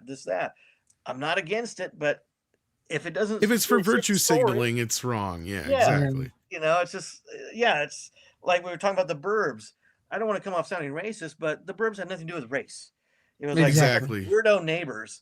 And I guarantee you now with Keke Palmer and company until it's going to be, we got blacks in the neighborhood. Yeah, it's like the new black people moved into a white neighborhood. There used to be a lot more black people in this, and it used to be called the Hood, not the Burbs. Waiting for that kind of a joke. Here comes Jordan Peele. Oh, just if you're white, you're evil nowadays. No, you're 100% right. And like I said, I kind of make a living off this now, unfortunately, because we used to make more of a living of just talking about movies and behind the scenes and just corporate shenanigans. Now it's all this kind of crap, and hopefully they're getting past it. It seems like most of the studios, sans Disney and somewhat like Amazon, are kind of learning their lessons. I think they are. Yeah. I think Disney is. I think the problem is they're so backlogged. That's true. That's true. I think especially with Disney, they've pushed so many things into development. like Ironheart's coming out in a few weeks, and that's been sitting around for years. Yep. And I'm hearing that's going to be the worst thing they've ever put out. Probably. And, you know, there's a and I can already tell you, it's the same thing with Well, Rey and since the Star last Wars. thing. It's Yeah. you take a character and you just already make them superpower, like Captain Marvel, Brie Larson. There's no arc, there's no struggle, there's no fucking up and figuring out what to do with my powers. It's like, Right. hey, I'm Rey, I'm being chased, I'm in a ship, what do? I'll fly the ship away. I'm an expert pilot. I'm flying is better than Han Solo. No, stop Yeah. it, stop it. No. You're Yeah. crashing the Millennium Falcon. You got to learn to be a Jedi. Luke learned to become a Jedi, you know, and that's the problem is the storytelling and the characterization becomes so superficial. And large part thanks to Disney and Marvel. It's like, here's your good guy. That's all you need to know. They're a good guy. Here's your bad guy. He's a bad guy because mom and dad are mean to him. And we're going to, we're going to not battle him, but we're going to sit him down and have a discussion about why he was evil. That's what's happened to movies now is, if you did Die Hard now, John McClane and Hans Gruber would have a one-to-one conversation. He wouldn't flying out a window and be like, "Oh, Hans, I heard you had a bad time. Your brother was mean to you. I'm sorry. Let's be friends." I mean, every Marvel villain is now a Marvel hero. You're not wrong. Fast and Furious. Every Fast and Furious villain is now part of the family. Yeah. It's like, They're all "Hey, Satan's trying to anti-heroes. kill your family. Now we need Yeah.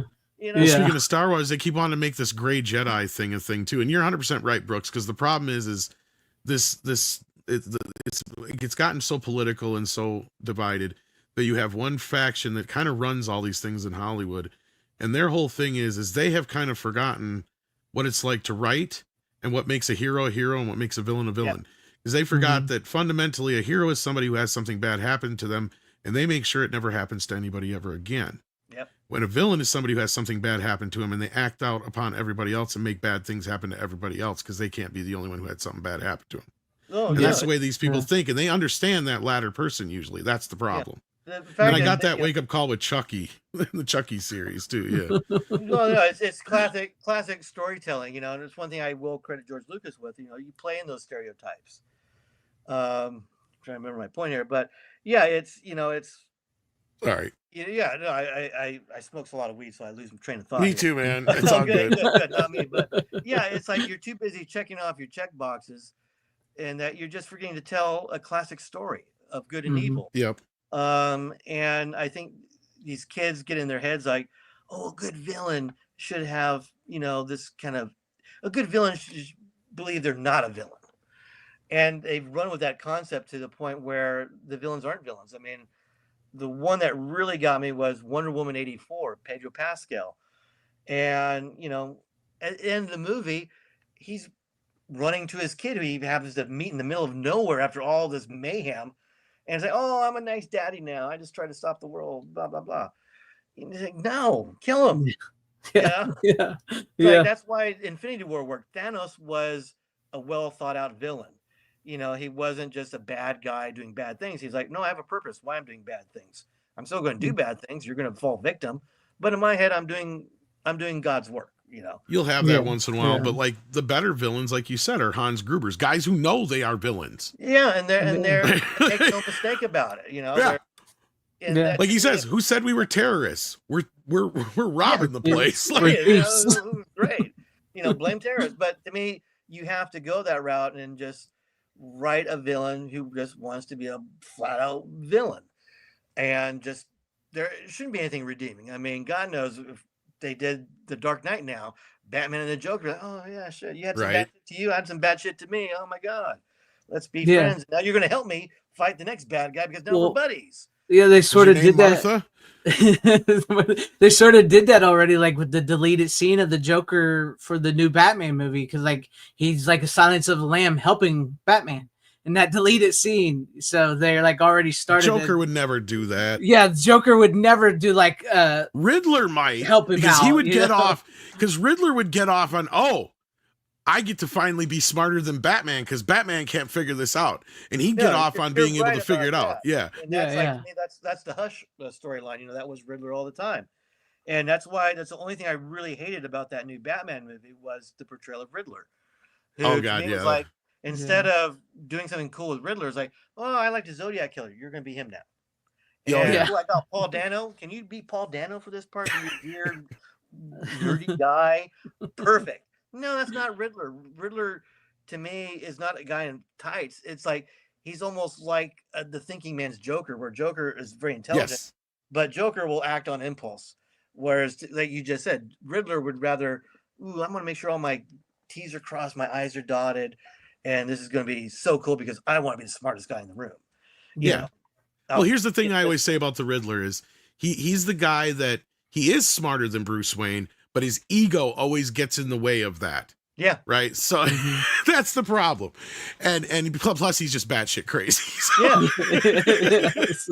And that's just it, you know. And like you said, it's who knows what's going to happen. You know, he gets turned into the Zodiac killer. You know, you got the Joker in there who you can't even tell you what it looks like. And who knows if we can get a sequel, because I'm sure it's either between Matt Reeves being ill, which they say. Personally, I think it's James Gunn not wanting anything DC related that's not under his thumb.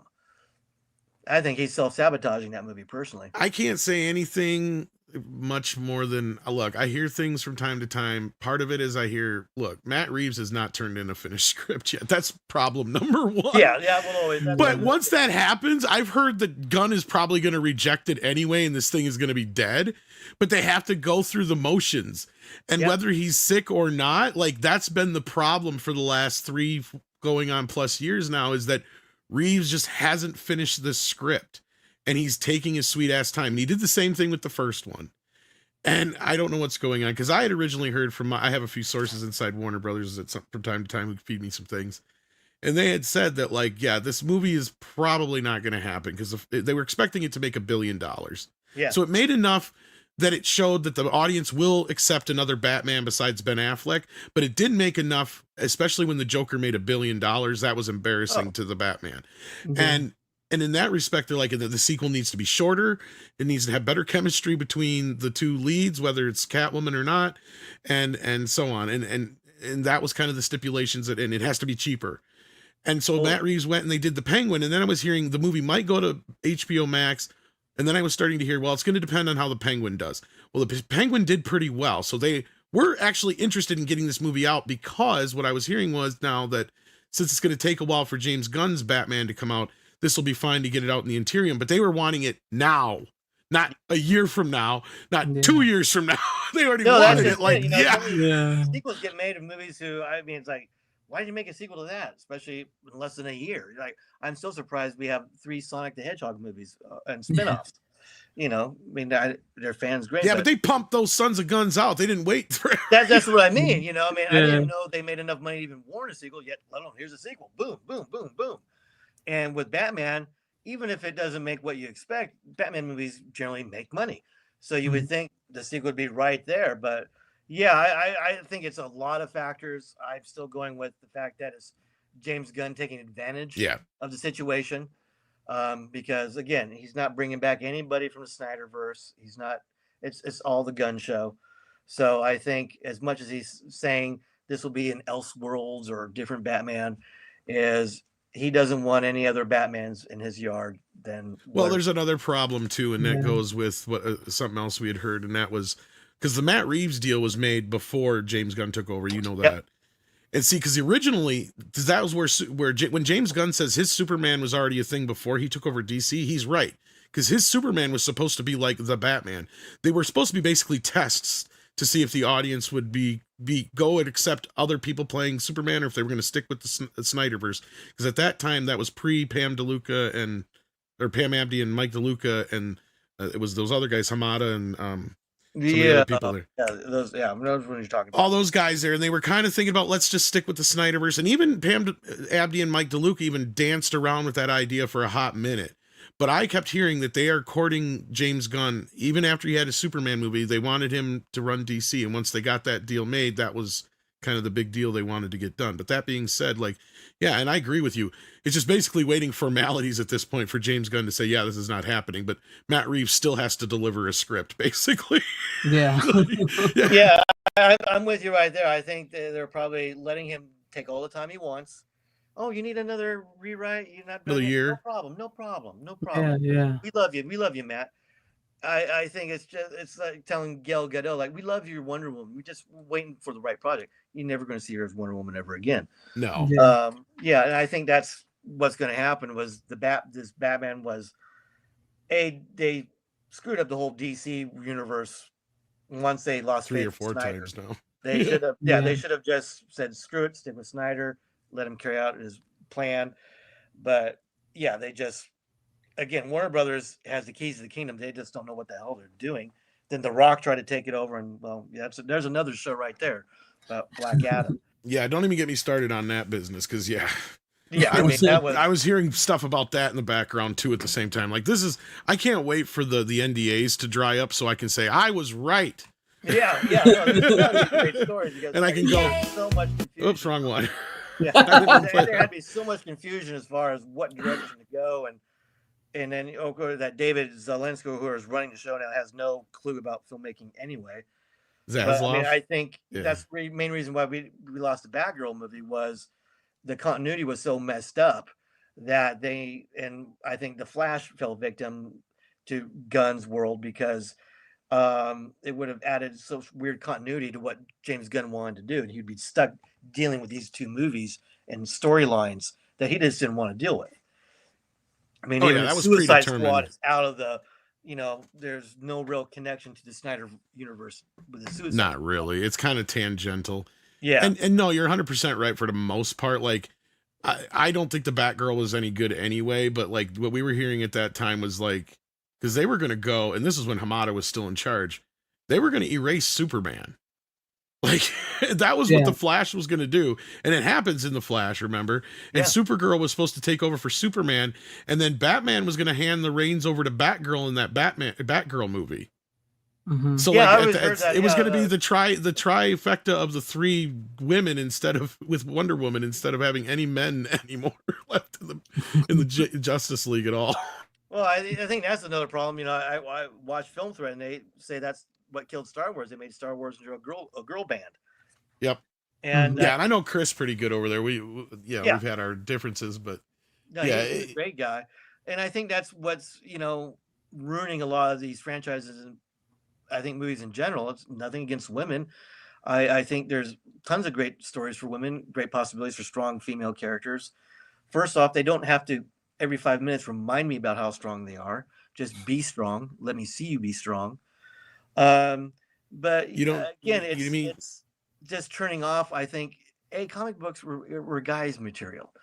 I mean, if I followed a female comic character, it's because she was probably half naked, had great ass and boobs. That was a great character all around, right? Yeah, I know. Like I said, Wonder Woman is a great character, but she had a great outfit. Every female superhero had a great outfit. And then once they get to the big screen, Marvel puts them into these turtleneck combat suits, and you're like, what's the point? You know, again, it's just we need to see certain stereotypes played out. It doesn't make them right, doesn't make them wrong. It's just what makes it an entertaining story. It makes it easy to digest, go through. And again, I don't need characters reminding me about how diverse and special you are. I can just tell by looking at you. Fine, great. Let's carry on. You mean you don't need to keep hearing how much of a genius Riri Williams is? Oh, please. Like 5 or 6 times in the trailer alone? Oh my God. Just even her bit in Wakanda Forever, which I actually did enjoy over most of the other Marvel movies. But again, to me, that's another Rey Skywalker character who is just, she's a poor black girl. You'll feel for her. Brooks, that movie suffered from having a competent director. See, that's the problem. Yeah. Because you weren't wrong. You guys weren't wrong earlier. I just didn't want to interject too much because you guys were on a roll there. But you're not wrong, because what they'll do now is, and this is the problem with Kathleen Kennedy as well over at Star Wars. See, she doesn't know how to pick. See, she's had nothing but this stable of directors she's worked with her whole life that have been able to just make movies. Yeah. Right? Like Steven Spielberg and Robert Zemeckis and even Joe Dante and stuff to other extent. Oh, yeah. All the guys we mentioned tonight. So that's what she's trying to do with Star Wars, but she doesn't understand it's not how this shit works. You're 100%. I mean, I tell people. And they're doing the same thing over at Marvel. They're grabbing these guys who have won Oscars for crap and then they give Chloe Zhao the Eternals. Yeah. What the hell are you doing? That's just 100% it. They figure it's a win-win for them because we've got this Oscar-nominated director. But all they're saying is we've got someone who has no clout, has some notoriety that we can, play on. but they're going to do what we tell them to do. And that's all their directive is. As far as I'm concerned, they just cookie cutter these Marvel movies out. Yeah. They're trying it with Star Wars. They're learning real fast because I always tell people the Star Wars movies work because of George Lucas, the one voice. Agree or disagree with his choices, that's fine. But everything came down to him.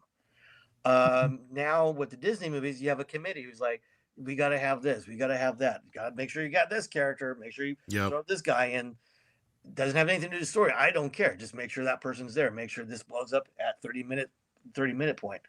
They don't care about story structure. They care about making sure the average dumb moviegoer gets their sensory overload in their 2 hours and will write about it on the internet or whatever. Yeah. And or you're 100% right. Yeah, they just want their $15 period. They don't care if they like the movie or not. They just want to get you in under false pretenses and give you. I mean, to me, that's why I'm not a big J.J. Abrams fan. I think he can come up with some great concepts. Do you know one besides him? Yeah, I mean, I think he can create the mystery expert. Yeah, but he doesn't. If he spent as much time figuring out solving the mystery and the answer to the mystery as much as coming up with the mystery, then you'd have a good movie. It's like all this, oh my God, Cloverfield, all this great stuff. I don't want to have to go through umpteen different rabbit hole websites to figure out why this movie's working or not working or the storyline. Well, have you ever seen him try to explain the mystery box? Oh, it almost makes you go retarded just listening to him try to explain. I literally went. It's like, dude, you just realize you got to know what's in the mystery box, or the mystery doesn't work, man. That's not how. Because he's trying to be clever like Hitchcock. It's like, no, you're trying to do the whole like the bombs under the table thing. Yeah. But here's the problem: the bomb has to go off, JJ. Tell me it is a bomb. I better see it be a big bomb. Yeah, exactly. Yeah. You just can't hold me. Keep. Getting me going. What's going to be? And then, you're a Palpatine. Yeah. You're Palpatine. Yeah. Yeah. Star Trek was the same kind of thing, and his 8mm movie or whatever the hell it was called. It was basically a Spielberg. He's not Khan. I swear, he's not Khan.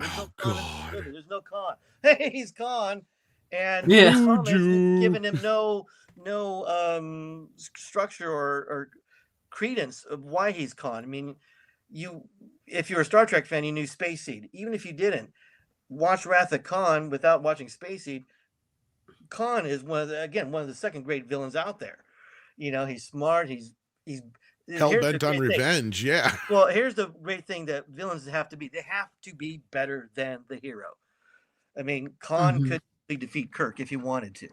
The thing that makes Kirk great is he can outsmart Khan and defeat him. That's what makes him a great hero. And that's what I think screenwriters have lost sight of is you look at the Marvel movies, the villains are probably no better than the heroes. I mean, look at Ant-Man. First Ant-Man movie, his main villain is a guy that shrinks too. Yellow Jacket. And they don't do anything except have a fight on a toy train set. No, the villains always have to be. I mean, that's why Thanos worked, because he was more powerful than these other characters. Right. Could wipe him out if you wanted to, and he did. Well, that's kind of my issue with Man of Steel too, though, was like because you had the situation of Superman has, and comparing it to Wrath of Khan, right?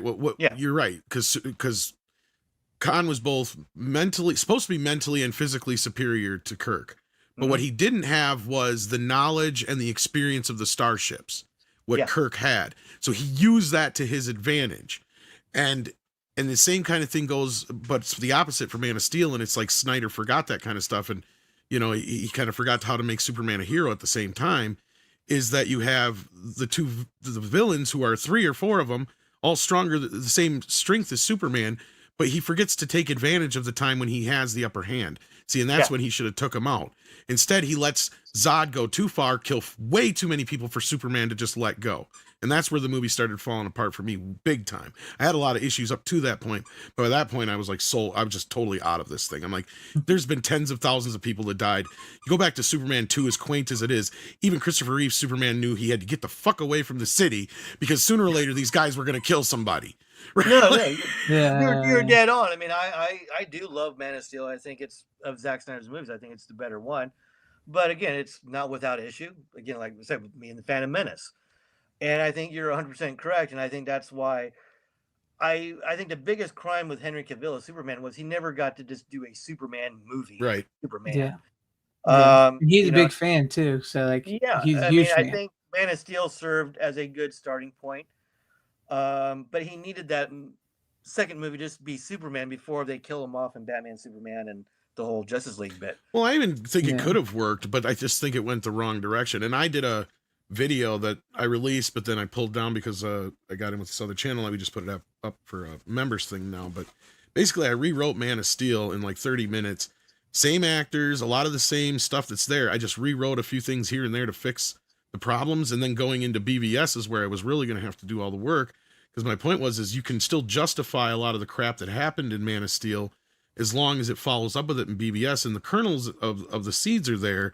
Yeah. But it's like Zach just didn't quite. It's where his storytelling lacks. And it's where he had David Goyer on there writing with him. And, you know, bless David Goyer for bringing us demonic toys. But well, I'm a Zack Snyder fan, but I think he's definitely a director that needs to learn self-control. yeah. Well, he needs a good writer. Yeah. Well, but I think like Rebel Moon, visually they're great. But, you know, you watch the director's cuts and I'm like, dude, I didn't need any of this. I mean, even the Snyder cut of Justice League, it's like, it's a vast improvement, no doubt, but it's like I don't need 10 minutes of the villagers singing to Aquaman as he swims away. No, I don't need slow motion hot dog, you know, flying in the air, the Flash saving the girl. Yeah. I don't know. He needs to learn to just be concise and tell your story. And is this sidebar really necessary to anything? If not, get rid of it. Here's my thing is like, is the Zack Snyder Justice League cut better? And yeah, for the most part, obviously it is because he actually got to tell what it was initially going to be shooting. Mm-hmm. But at the end of the day, the bigger problem with it is, did it really need to be that long? Because people made videos and they're not wrong where a lot of the film is exactly the same. The only difference is you have, and this is what Zach does, and I'm not trying to shit on him because I do a lot, but you know, you have a shot of the building, a shot of the hall, a shot of the door, a shot of the door to the next room, a shot of the room. Finally, you get into the room with the people to where the Jaws cut just shows the building and gets right into the goddamn room. Like, that's editing. That's what it's there for. We know it's in this building. I think that's the problem a lot of directors nowadays have is, you know, there seems to be this ongoing thing like, well, my movie has to be 3 hours now. No, it doesn't. You know, don't even get started on the this. Terrifier movies. There's no right reason in the world why any of those should be more than 90 minutes. Wow. I brought that up with Tom Cruise this morning, actually, on our morning show, because with the whole Top Gun thing, and I said, not Top Gun, Mission Impossible thing.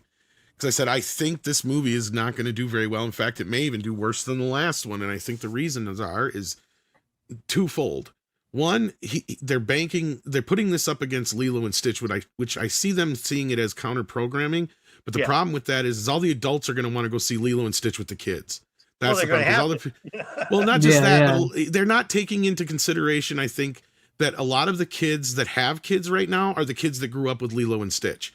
And everything they're showing them of this movie, despite all the crappy remakes we've had from Disney, this one seems to be getting it right because they have all the original people involved, and it seems to be nailing all the right notes for that generation. And the buzz around this, I've been saying it for a while, this movie's going to make at least $1 billion, if not more. And the problem is it's going up against Mission Impossible. So a lot of that audience is just not going to be paying attention to that. And plus it's 3 hours long almost. That's the other problem is, why is this movie 3 hours long? Going off your point is, look, this should be 2 movies. So this should have been a trilogy to begin with. See, instead of a 2-movie part thing, because this is, you're 100% right. We got into this point where they forgot that action movies should only be about an hour and 45 minutes to 2 hours. Comedies need to be about 90 minutes. Kids movies need to be about an hour and 15 minutes. That's something that bothered me with my son growing up, because we went from the Disney movie, format of, hour and 15 minute animated feature films to the Pixar's, which were 2 hours long. In the middle of Cars, my kid's getting antsy. He's like, I'm getting tired of this. I want to go play with a car right now. I don't want to watch one. Well, especially kids today, they're growing up on YouTube videos. Like my nephew, he's watching Russian cartoons, that are like 5 minutes long. I mean, again, it's talking. Right, you were talking about that earlier. Vertical shorts. You got kids watching these vertical shorts, which run about 2 minutes long. and stuff. So we're breeding a whole new generation that's taking their content differently than how we ever took it. So yeah, we're always going to be screwed on that regard. But I'm with you. It's like I love the Mission Impossible movies, but it's like, did this really need to be 2 movies? I think it would have been better as 3 if they were going to do it this way. Yeah, either you do a big trilogy, or again, why couldn't it just be 1? You know, and The Hobbit didn't need to be 3 movies. It could have been a 3-hour movie. You know, instead of one movie that's like 3 hours. It's nothing but trolls battling trolls or whatever the fuck was happening. Yeah, that's because they had the opposite problem with that movie, and that's a whole nother. I think Peter Jackson is someone I like a lot too, but he's another guy guilty of. No, you gotta stop your shit. Like King Kong, it's like King Kong didn't need to be 3 hours, bro. It didn't, but I love that unabashedly. But the thing with The Hobbit was the studio wanted more out of it. Everybody knew that it was going to be a fucking disaster. That's the problem is, the Lord of the Rings, which needed to be lengthy and told the way it was told, and all the studios thinking, well, we need to do that again. No, you don't, because the stories just aren't there. I mean, The Hobbit is basically a 2-hour dragon, and I'm done. 3-hour movie tops. Yeah. Yeah. And it should have just been 1 3-hour movie, basically. Yeah. Yeah, it should have been, but then, we're going to take this from this appendix and make this shit up and this. It's like, it's repetitive.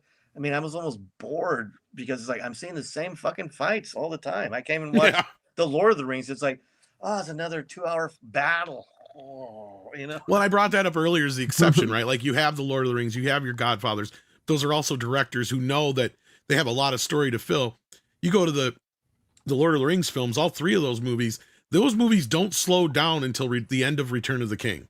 Yeah. Once it starts, you're cramming so much shit into so little of a time period. It's almost like, I don't know how Peter Jackson managed to get about 6 hours worth of time of storytelling into each movie, but he did.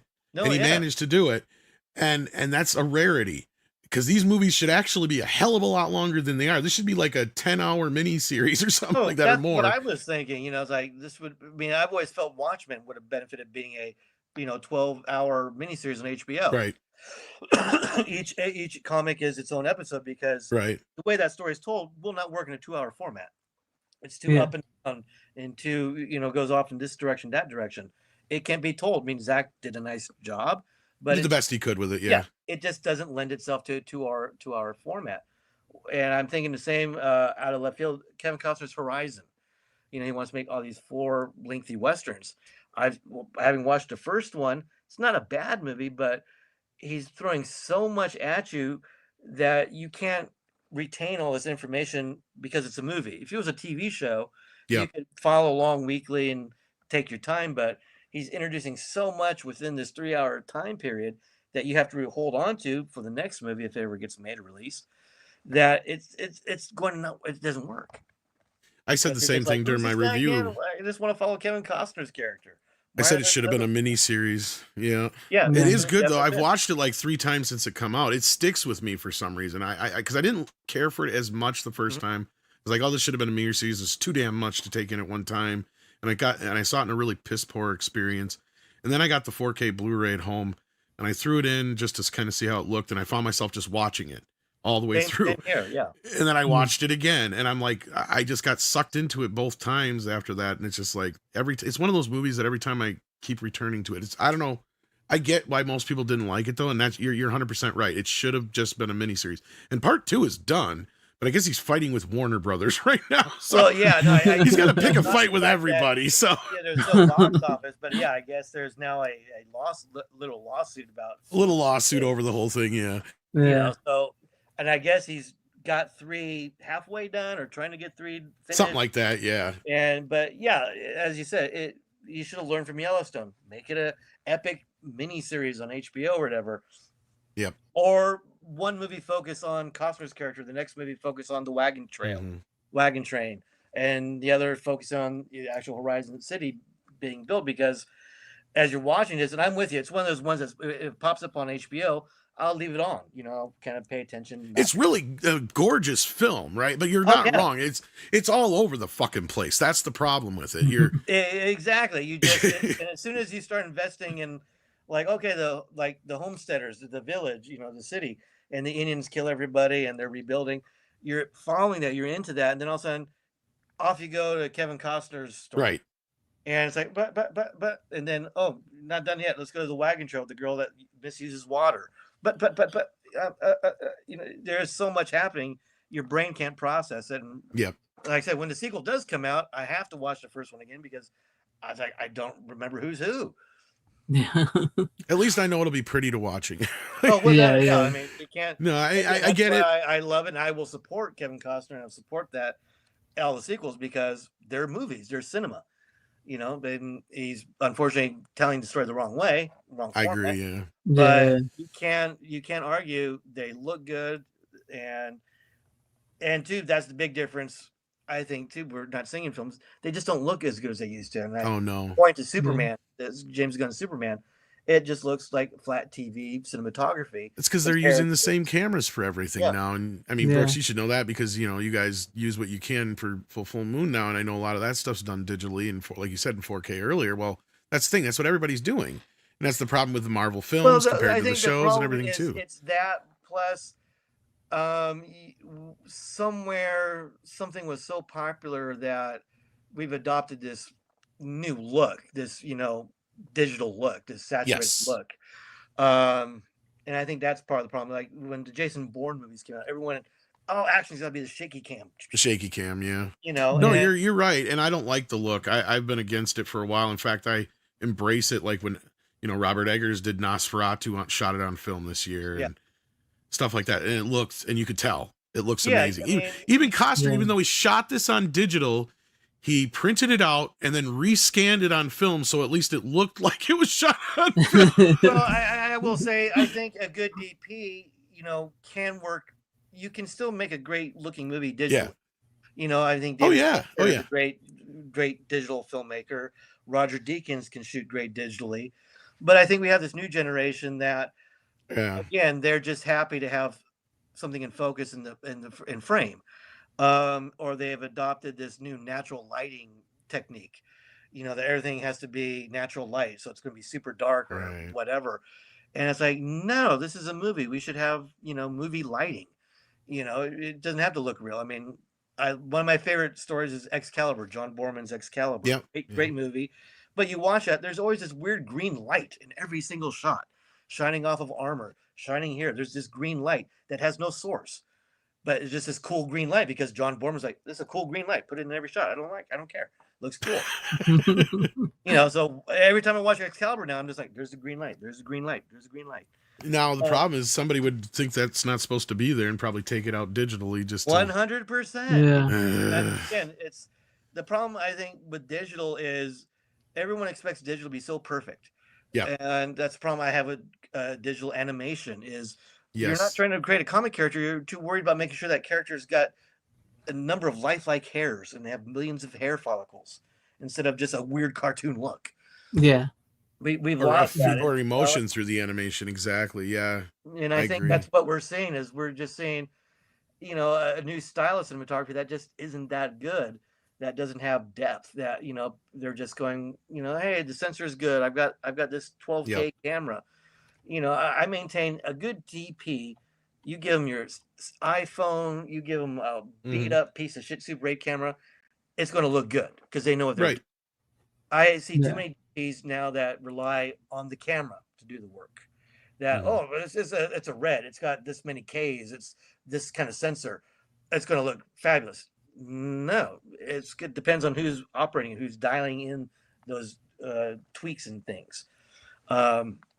And I see it all the day. I see so many people that think, "Oh, I got great quality because my camera does this." No, that doesn't mean anything unless your operator knows what they're doing. No, I agree with you 100%. You're preaching to the choir because I say the same kind of things all the time. The bark. We got the bark. I'd hate that. She wants to go out. Sorry. Yeah, I was gonna say I hate to have to stop this conversation, but it's like 1:20 in the morning here. And I got to get to sleep. We're going 2 hours. We're in the 4-hour mark. Yeah, we were in for it. We were way longer than I anticipated. Your birthday tonight, son. Yeah, that's right. Well, if anything, we can look forward to some good things in the future. But yeah. But I appreciate you guys. Thank you for a great conversation, Brooks. Thanks for being here. Yes, my pleasure. Anytime, guys. Always down. I think that's probably why I don't come on more. Is, you know, we go 2 hours. Next, you know, we're going to a full marathon. So if you're Yeah, like yeah. a 24-hour show, just bring me on. I'll keep the whole thing going. I'll do my Cory Booker speech.